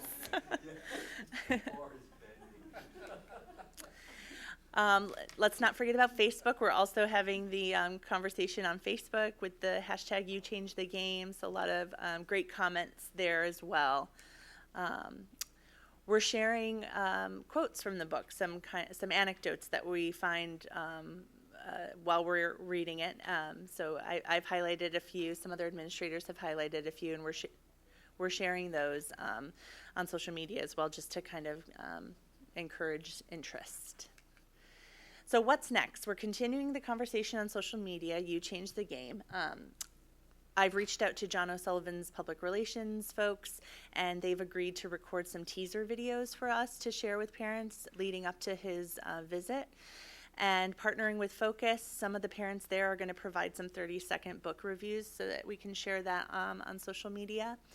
And we're also reaching out to the community groups to personally invite them to the September 23rd event. So to your point, Mr. Linder, URA, all those groups, we have already started those conversations. We'll also invite, we'll send the invite out to all of the local school districts to also join us. Great point. In September, I plan on doing, or August, September, doing some PTO roadshow visits so that we can get the information directly to some parents, and we'll do a second media relations push around his visit. So just a quick reminder, the save the date, September 23rd, 7 p.m. at Unionville High School Auditorium. So if you haven't started to read the book, I encourage you to do so and share where you're reading it and some of your favorite parts with us on social media. Okay. The second thing I wanted to share with you all is I've been partnering. Ms. Fazio. Yes, sir. How about, I'm sure you're going to do this, but I didn't notice it on the list of email to all of our lists to invite people and maybe have trailers or clips or the sure. TED Talk or whatever. We sent an initial email out announcing the book, the community read, and also teasing his Mr. O'Sullivan's appearance, but a second email would be a great idea, and especially if we have some of that unique content that we can include, some of those videos, we'll definitely do that. It's a great idea. Thank you.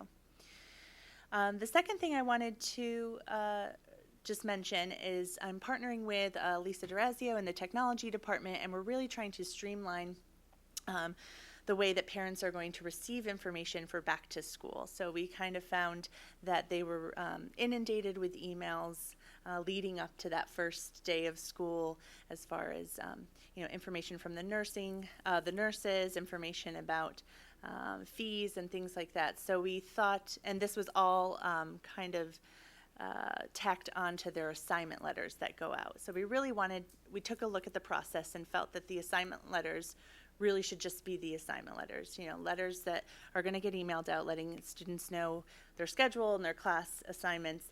And then at the bottom, we're going to provide a link that parents can go to, and we're creating individual back-to-school websites on each school's page. So that's going to house all the information that they need for back to school. So Ryan, if you'll just go to Hillendale's page real quick, just to give a quick example.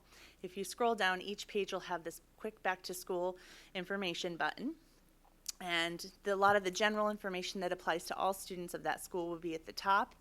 And then additional information will be by grade. So if you click on grade, I think 4, there might be some information about chorus. So 4th grade's when you can join chorus. And then we've also included the 4th grade supply list there. So we really think that this will be a clean, streamlined way for parents to get information. They don't have to go through their email trying to find, which page was the information about ordering their student's recorder for 3rd grade. Hopefully parents will find this helpful, and we're looking forward to completing all of the sites by before the end of the week, hopefully by Wednesday or Thursday. Okay, thanks. One last thing, I'd like to officially welcome Megan DeVekis. Megan is the new communication assistant, so I look forward to you all getting to meet Megan. Only a few years out of college, but she brings quite a vast skill set, especially in regards to social media and digital communications. So I'm really excited to have her supporting the department's goals.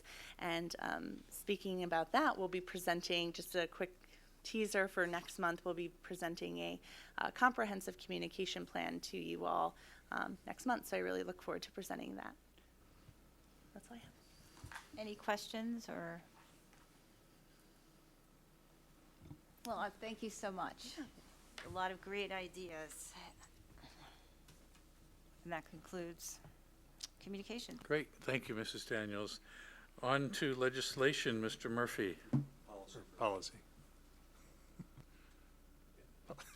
Okay. This month we have one voting item, and that's the administrative guideline that will govern athletics advertising. I don't know if Mr. Crater wants to, if we want to put him on the spot again, but he prepared a decision brief as well as drafting the administrative guideline. It's up on the screen now. I personally have a couple questions about how we're going to execute this. I don't know if other people do, but do you have anything you want to share before we get into kind of a Q&A?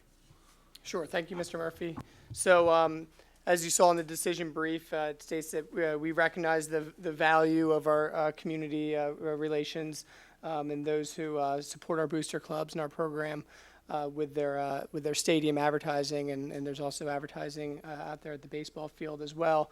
And really, our booster clubs in the past have used this as an opportunity to raise funds to offset the cost of their expenses as well.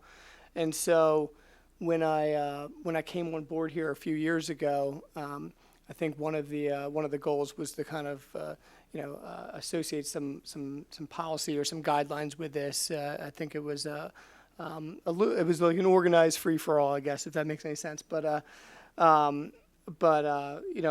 all governed by responsible people.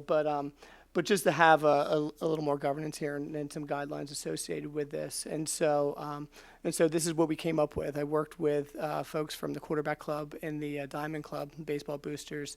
I got input from those folks as they are the two groups who probably use this the most for their fundraising efforts. And so the advertising guidelines, I felt like they provide a little more clarity, consistent pricing.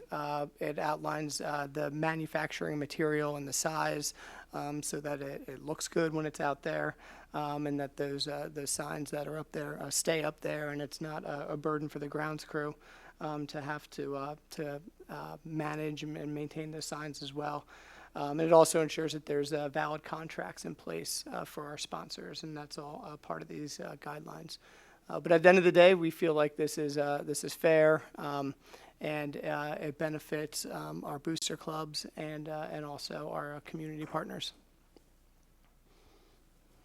I mean, I had two questions about this. The first, you mentioned the quarterback club and the baseball booster club you work with. But for the stadium advertising, you have those funds earmarked just towards UCFSD athletics in general. Would there be any concern, though, if, say, the football booster club is generating the lion's share, but then they're not getting it back, or is that going to be worked out equitably?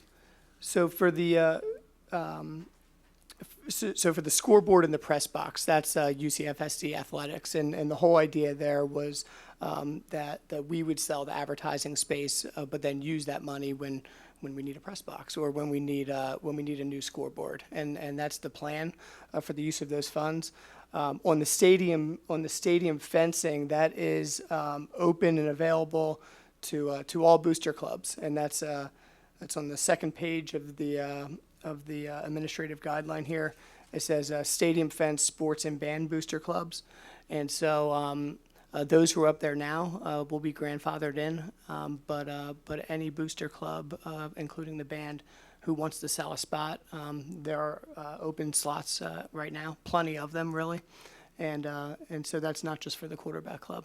But I guess my point is, if Booster Club A sells $10,000 worth of signage, will they then receive $10,000 worth back in benefits, or is it going to go to a common pool, and will there be bitterness if it's not divided up kind of in a proportionate share to the whoever got the Yeah, the plan sponsor? is if the Diamond Club or if the quarterback club sold $10,000 worth of signage, that money would go to their club, and that it doesn't go into a bigger pool. You know, I don't think that would cause bitterness, just because it never has, and that's kind of been the way that it's been done in Because the it was past. Yeah, so- organized chaos, is that what you called it? Yeah. So really with some structure in terms of costing and it delineating exact responsibilities and time durations, the advertising along the fence lines of the stadium and the baseball fields is in large degree the same. Is that an accurate statement? Yeah. The scoreboard on the stadium field and the scoreboard in the main gym, as well as the press box advertising, those monies would come into district funds. There is, to come down the pike, a greater conversation. Mr. Weitzel and I have had some conversations, and Mr. Cochran and Joe Dady and I have had some conversations as to revenues that we incur from one, advertising, and number two, maybe facility usage, specifically athletic fields. Should we earmark those incomes to specific causes?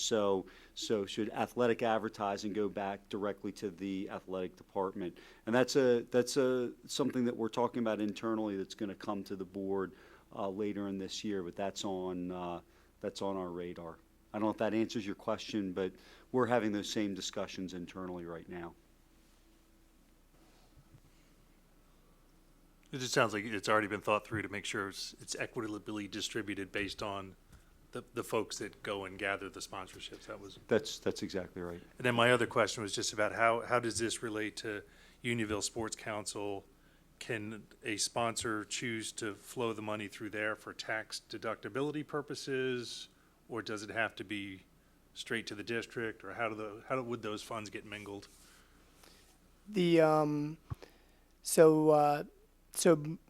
My understanding of the way that it's been done is that the Diamond Club or the Quarterback Club or some of our other clubs would negotiate a contract with the sponsor, and then that sponsor would write a check directly to that booster club. So it hasn't been funneled through USC. However, USC is the governing body, I guess, over top of our booster clubs. I don't know if that answers your question. So could somebody pay for the sign through USC?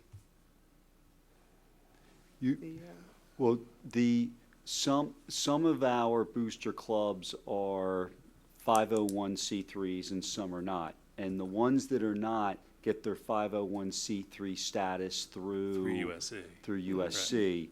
I'll turn to the accountant in the room to help me in how that happens, but I know that does happen. They're the umbrella organization. Similar with the PTOs, they also operate that way to get that, because we have one PTO advisory that serves to provide 501c3 status to all the other PTOs. So I'll turn over to Joe with maybe more GASB You honestly got it pretty good. It's just that the USC has the 501c3. They applied for the 501c3 status.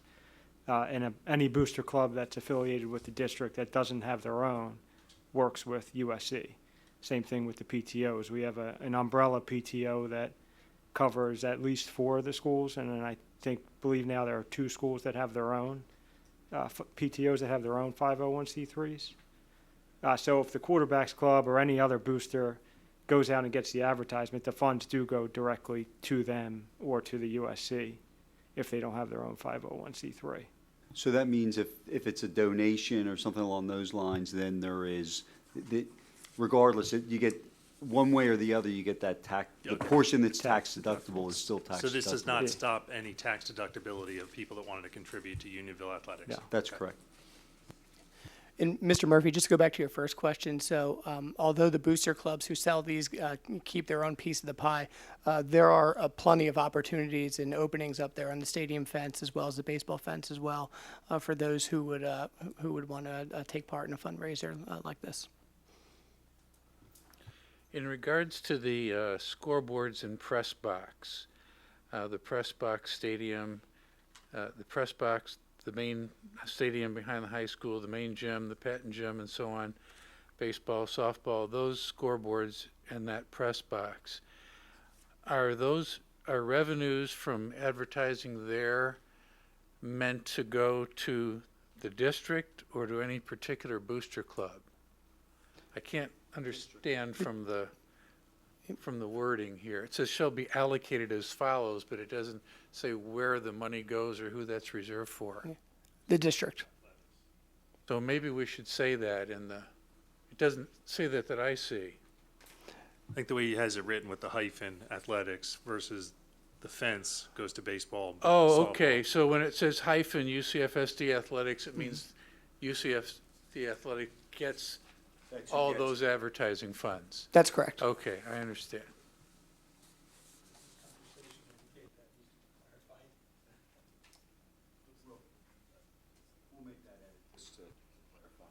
Yes. Yep. Any other questions or feedback on this AG? Okay. Thank you. Okay, thank you, Mr. Crater. And then for first reading this month, we have Policy 216, Student Records. There was also a decision brief that was published back in May, June timeframe, but I don't think we ever formally had an opportunity to discuss it in this venue. So I don't know if Dr. Sandville, you wanted to give your position on this, or the administration's recommendation and rationale? Sure. And so if you look right now, the only change, this is student records, the only change to this policy, Ryan, if you scroll down, there's some green print. Keep going. It's the number 12 under guidelines, right there. So right now, that number 12 under guidelines states transforming education records and appropriate disciplinary records to other school districts, period. We are adding the comma and the second part to the sentence that says, with the understanding that the district will not disclose disciplinary records to post-secondary schools. Now, this really comes out of discussion that we have talked about this before. It was coupled with conversation relative to rescission. This recommendation to include this language to this clause is really otherwise known as non-report. This is non-report to higher education relative to students' disciplinary records. After discussion of policy 218, we've had ongoing discussion about, and you've had some reports from us in the work of John Nolan and his committee on what our reformed or revised policy 218 has done for climate and culture in our schools, and how rescission, what that's meant in regards to students and discipline and sort of the aftermath of that. But one of the things that came from the committee in discussion was the difficult situation that we put our counselors in when they have to report on whether or not there's been a disciplinary issue. And so the recommendation from me, based on feedback from the Policy 218 Code of Student Conduct Committee, is to add this non-report piece. It's, as I have shared with you, this is something that is part of our requirements in the Common Application, that we report discipline or we don't report discipline because it's a board policy. We know that nationwide, half the school districts in the country choose not to report disciplinary issues to higher education. And so that is our recommendation, as my recommendation to the board, to revise our student records policy to include a non-report clause. So I don't know if that captures it, or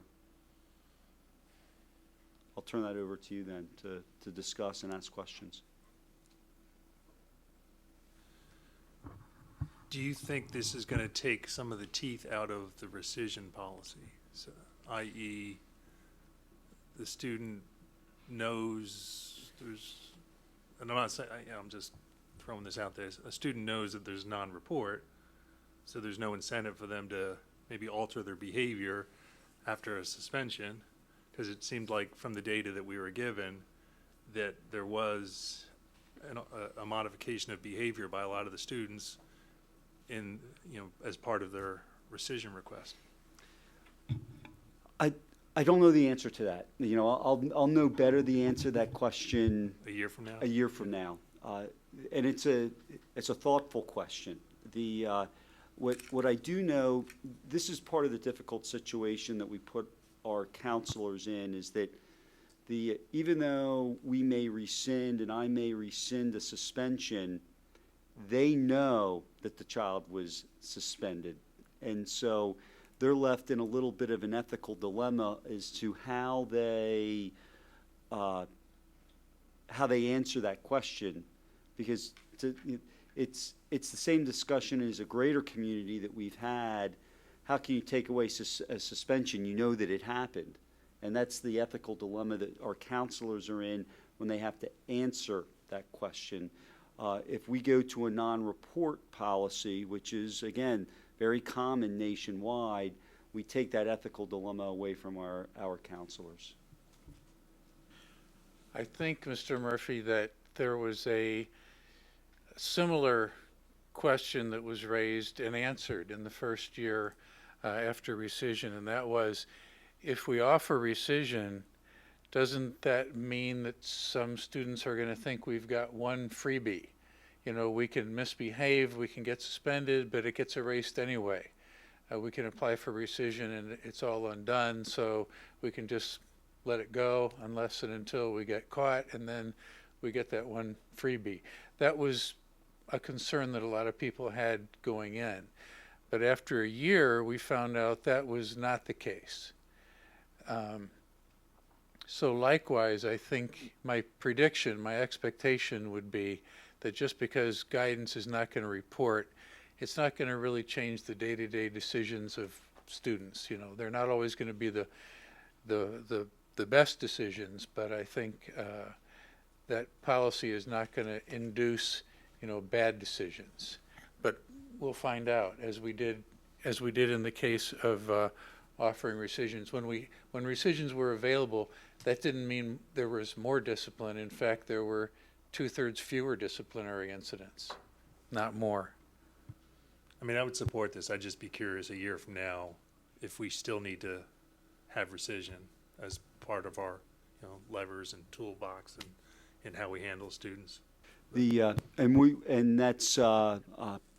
We'll come back again in the springtime, just as we did this past school year for the 1920 school year. We'll come back and discuss what the numbers would say regarding discipline and rescission and non-report.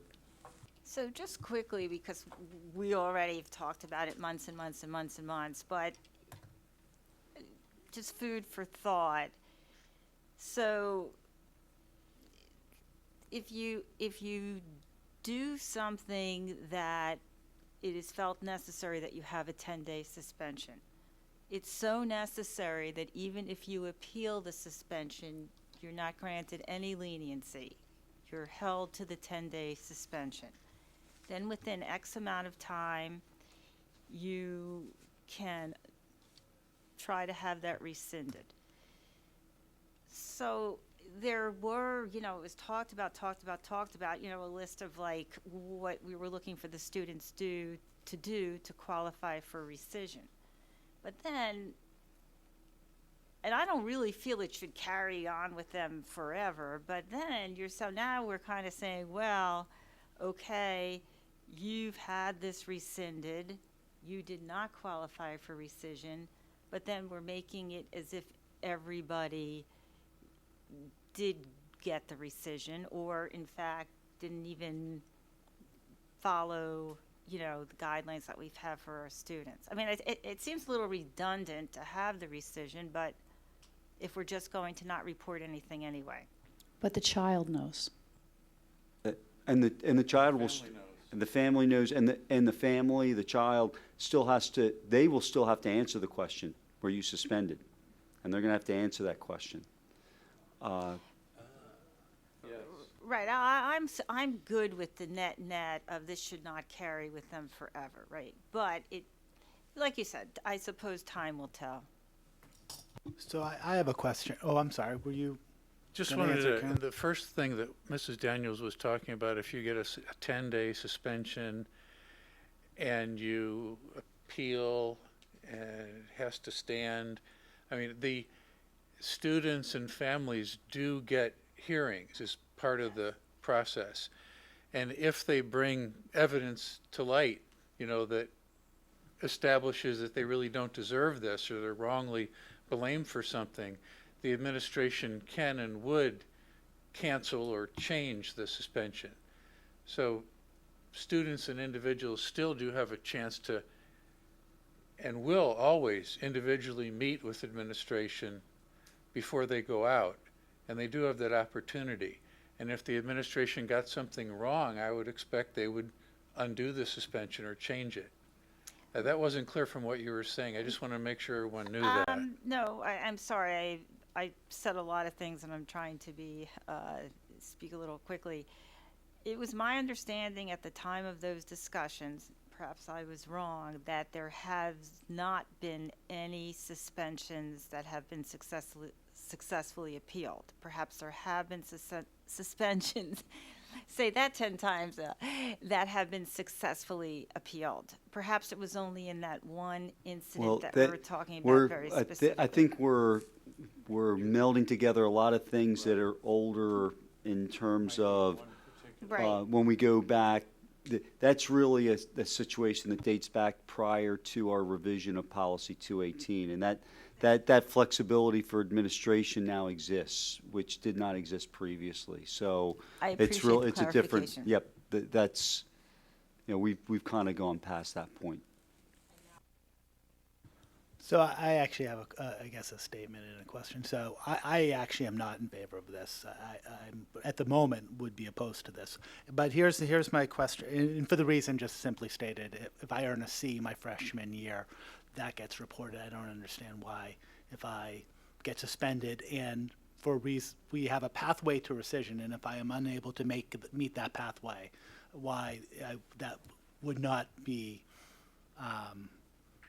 Why that should not be reported to college, notwithstanding the comments you made previously about the quote-unquote ethical dilemma that, which I may or may not agree. I see paths beyond that, forward through that. But here's my question. If not for rescission, would you have come forward with the same recommendation? And if so, why? I think I talked about this when we were talking about rescission, and I'm really when I talked to the board at that time months ago, that I felt that I was in favor of rescission. I was in favor of non-report because I was in some way, shape, or form in favor of a path to a second chance for kids. And I've been on record on that, so you've heard me talk about that before. In regards to, for me, the compelling factor with this right now is the situation that we put our counselors in. And while some people may not see the ethical dilemma in that, I know that you were suspended, and I don't see I can't wrap my head around what rescission does. It doesn't take away the fact that the person was suspended at one time. And so how can I say, no, you weren't suspended, because I knew you were suspended? I was your counselor. I helped you get your homework. I helped you through that whole process. I know. So for some people, they cannot wrap their heads around checking no to a box on a child that had their suspension rescinded, and it puts them in that ethical dilemma. And the counselors at our high school have requested, and staff members that are on that committee have really made impassioned pleas that non-report is important to them. And I hear that, and having once upon a time been a school guidance counselor, it resonates with me. And so that's why I bring this forward, recommending the non-report. just to follow up to your answer, because I hear what you say. In the discussions with the counselors, was the option of reporting those suspensions that were not rescinded to schools, and checking, we don't disclose disciplinary records for those that have been rescinded? Do you understand my question? I wasn't particularly articulate. Giving I thought it was me. sort of an if-then statement for the counselors. If a student has been suspended, but it has not been successfully rescinded, then check yes, this person, sort of pass on the record. And if the pathway goes, been suspended but rescinded, then that counselor would have the ability to check, we don't report. Or would that be too convoluted? The question is, did you talk about that?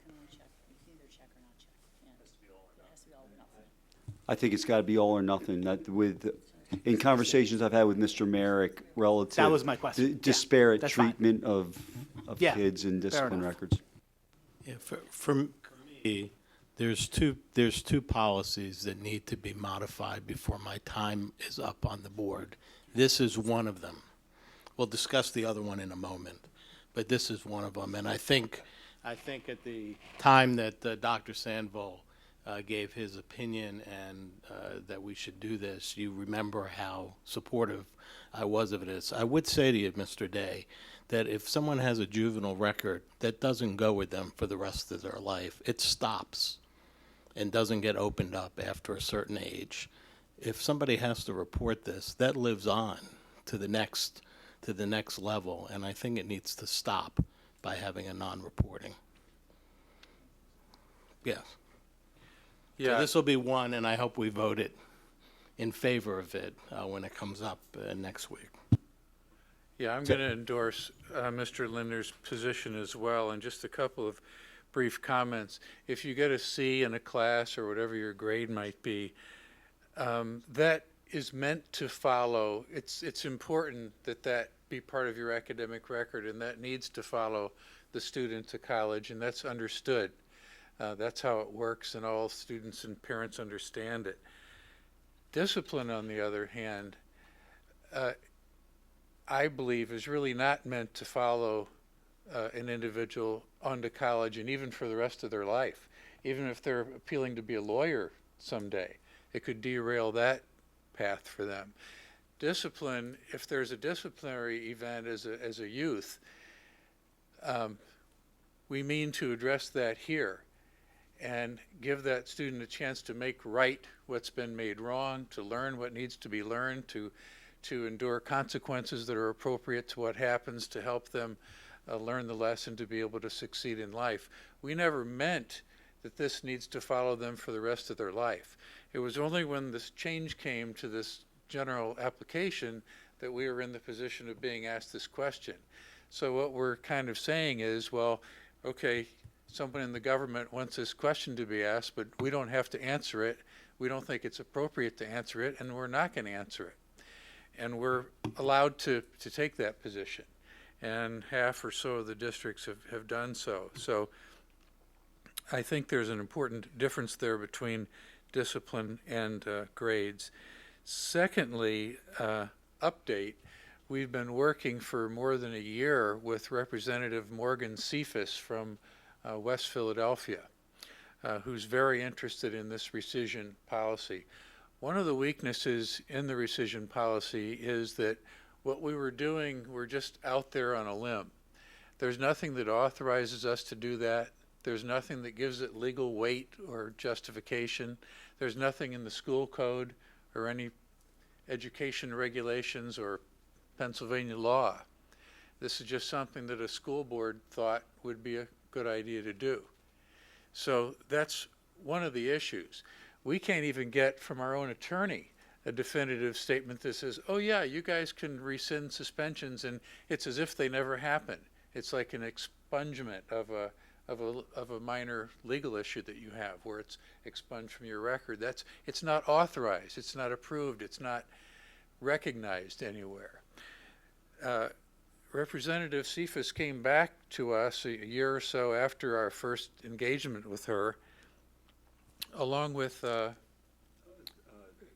Carolyn Comita from Westchester came to the conference room, and part 2 of her work is, gosh, this rescission seems like a really positive thing for kids, to give them a chance to get that second chance to learn from what they did, to get their offense off the record. And so maybe the approach is to change the Pennsylvania school code, not in a way that says you have to do it, but in a way that says you may do it. Rescission is a tool in your toolbox that school boards are specifically authorized by legislation or by a change to the school code, authorized to offer rescissions under conditions to be developed by the individual school districts. So she left that meeting thinking that it's available but not required, thinking that's the win-win position. So hopefully that concept will find its way into legislation, and if we had that kind of a thing, the case for reporting would be stronger, but we don't. We're out on a limb with this rescission concept that we invented that's not really well supported, and that puts our counselors in that bad situation. So this undoes that, with maybe some future legislative fixes to come. Without belaboring this and without discussing that line there, I want to just go on record to say that I continue at this point to be a very strong supporter of the rescission policy. And I think it's about the student and that mission. And we remind ourselves we're talking about first offenses. We're not talking about repeat offenders. We're talking about someone who made a mistake and wants to put the effort into making it right with their peers and their community. And so I just want to go on record and say that.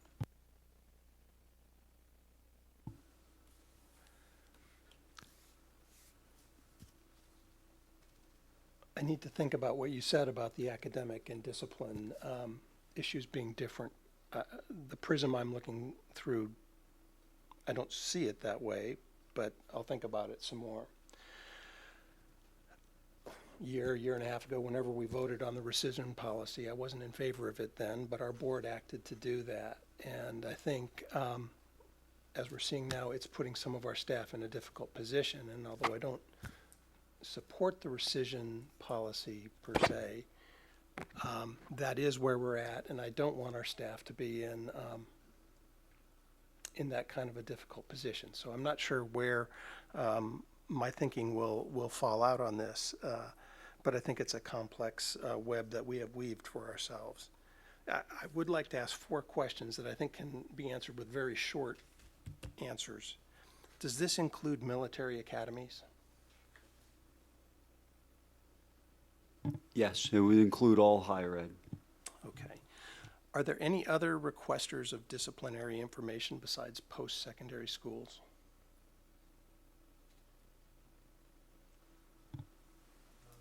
I'd have to, if someone goes directly into the military, I don't know what we're required to give, so we'll follow up on that one. And I'll also make sure that my answer on military academies was accurate as well. Will there be any behavioral reporting to post-secondary schools?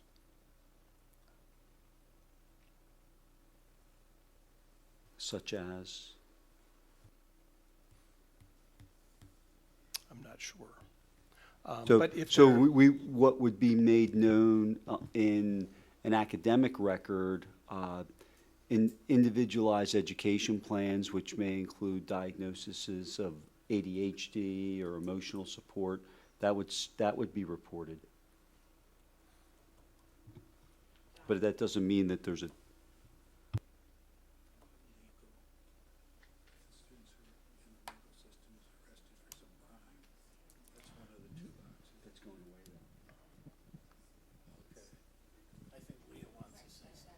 John, we don't disclose any of that to any post-secondary institutions. All of the special education records must be disclosed by the families. So it would be disclosed if they chose to do it, but it wouldn't come from the district. Okay. That's related to my last question. if not reporting would result in a missed opportunity for a student, can the student and/or parent provide a consent to release any disciplinary information? I don't think that would be precluded by this. That'd be their choice. Thank you. And Dr. Ryder, thank you for the clarification. Get me out of trouble. And just a related question. Oh, sorry, Jeff. Question? Yeah. Related, actually, great questions, Dr. Simonson. If a student is transferring to another high school, so moving districts, would this policy be in play? I.e., would we then not disclose disciplinary records to the transferee's high school? There are clear sort of policies and regulations related to from one public school entity to another public school entity within the Commonwealth of Pennsylvania, where we provide those records. Okay, so this is just post-secondary. That's right. And again, for the record, I was also and continue to be a supporter of the rescission policy.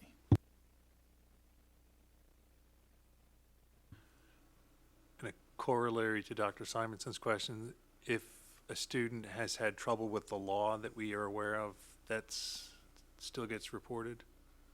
Or is it up to the student to report that? The common, and I believe this is in the decision brief, that the common application is currently the common application requires the student and the district to report any potential arrests. Misdemeanor or felony.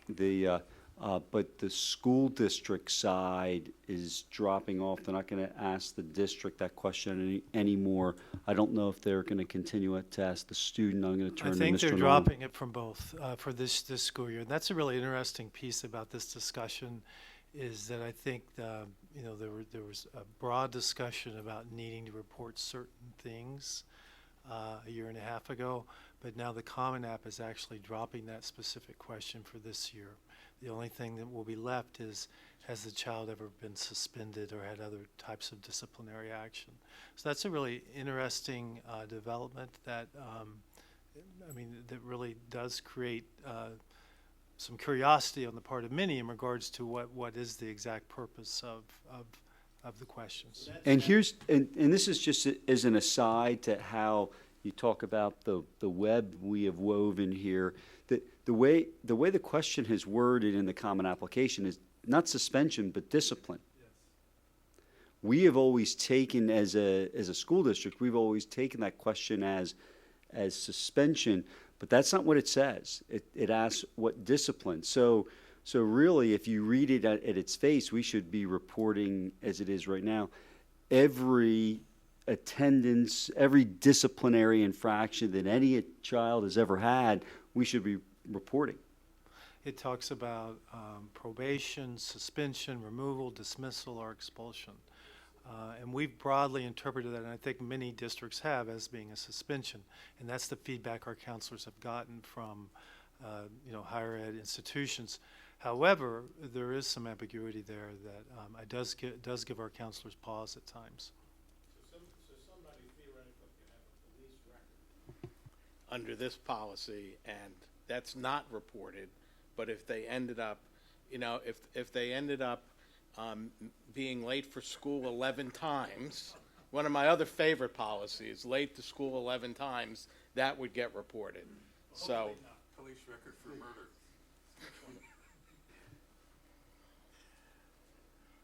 I'm not going to answer.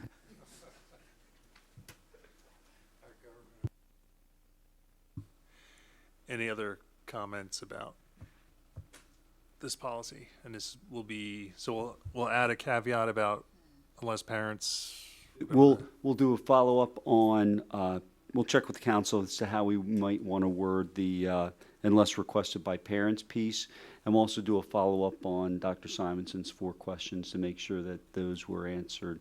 Other than Dr. Ryder's answer, which we know is correct, the other 3 questions, make sure we answered appropriately. Dr. Ryder, please keep coming to our work sessions and board meetings. We'll give you comp time. Yeah, usually the 4 questions are around Passover, Dr. Simonson.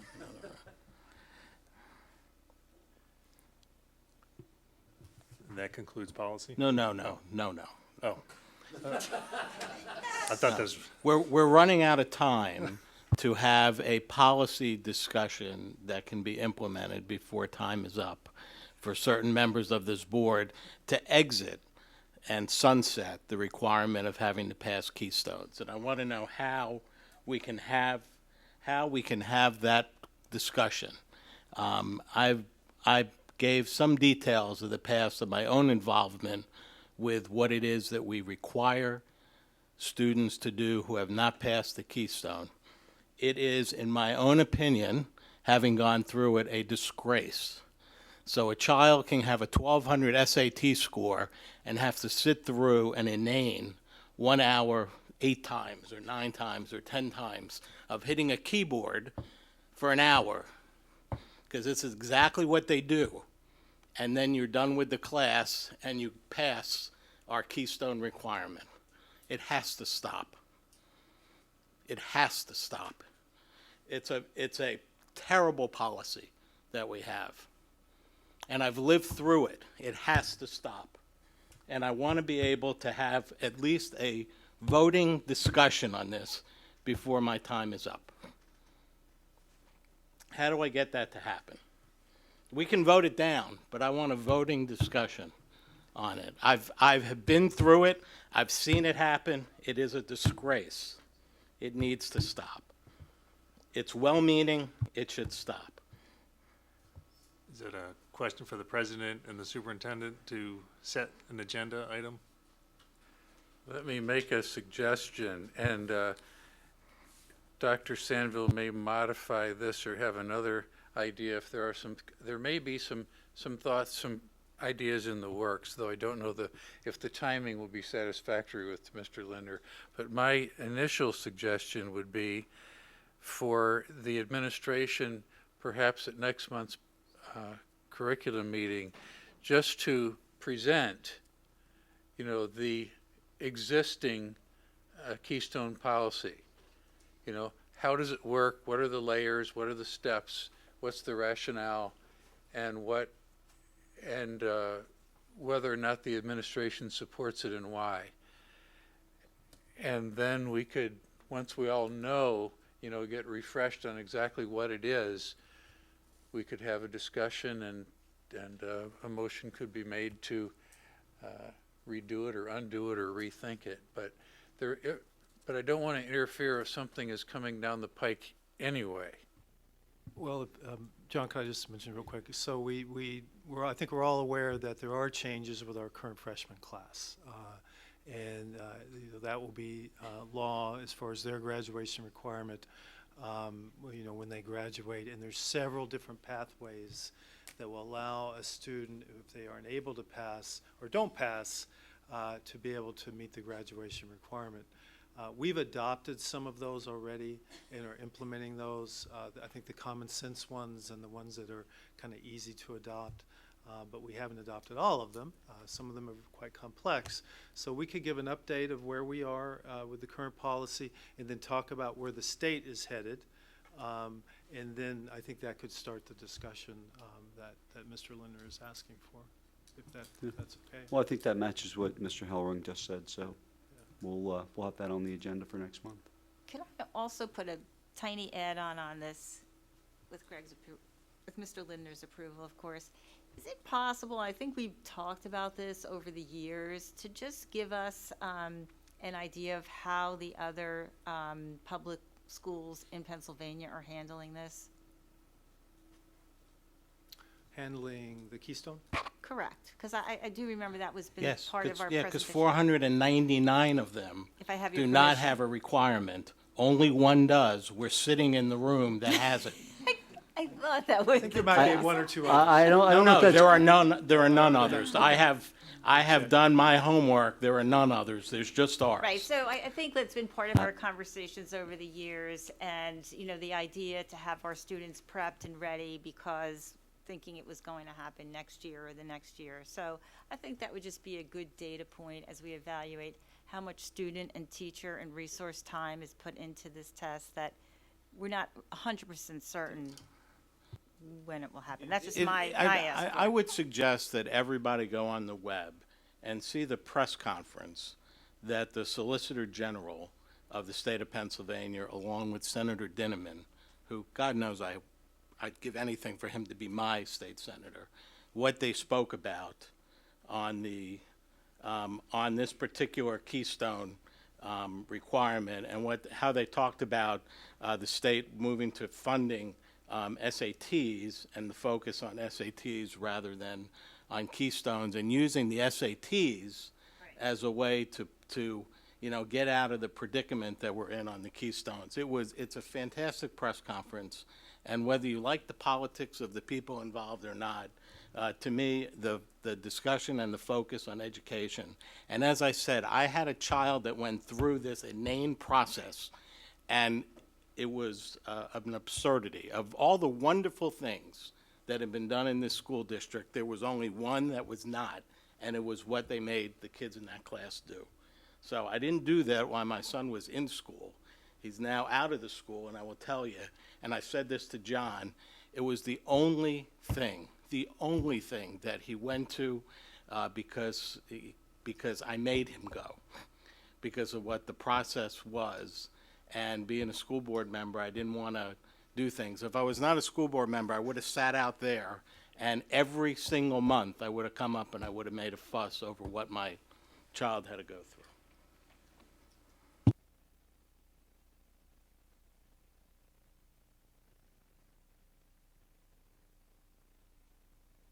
So we'll look to hear from the administration next month, and that maybe there will be a motion to direct the administration to undo or redo or bring something else forward, and everyone will have a chance to speak to that and vote on that. Anything else, Mr. Murphy? That's it for policy. All right, that brings us to comments from residents.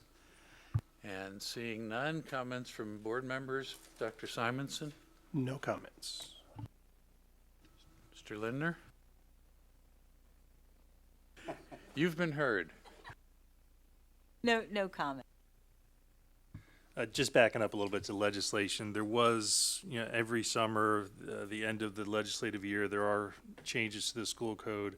I've got the CCIU put together a PowerPoint that described them. I will distribute that or bring it to the meeting next week.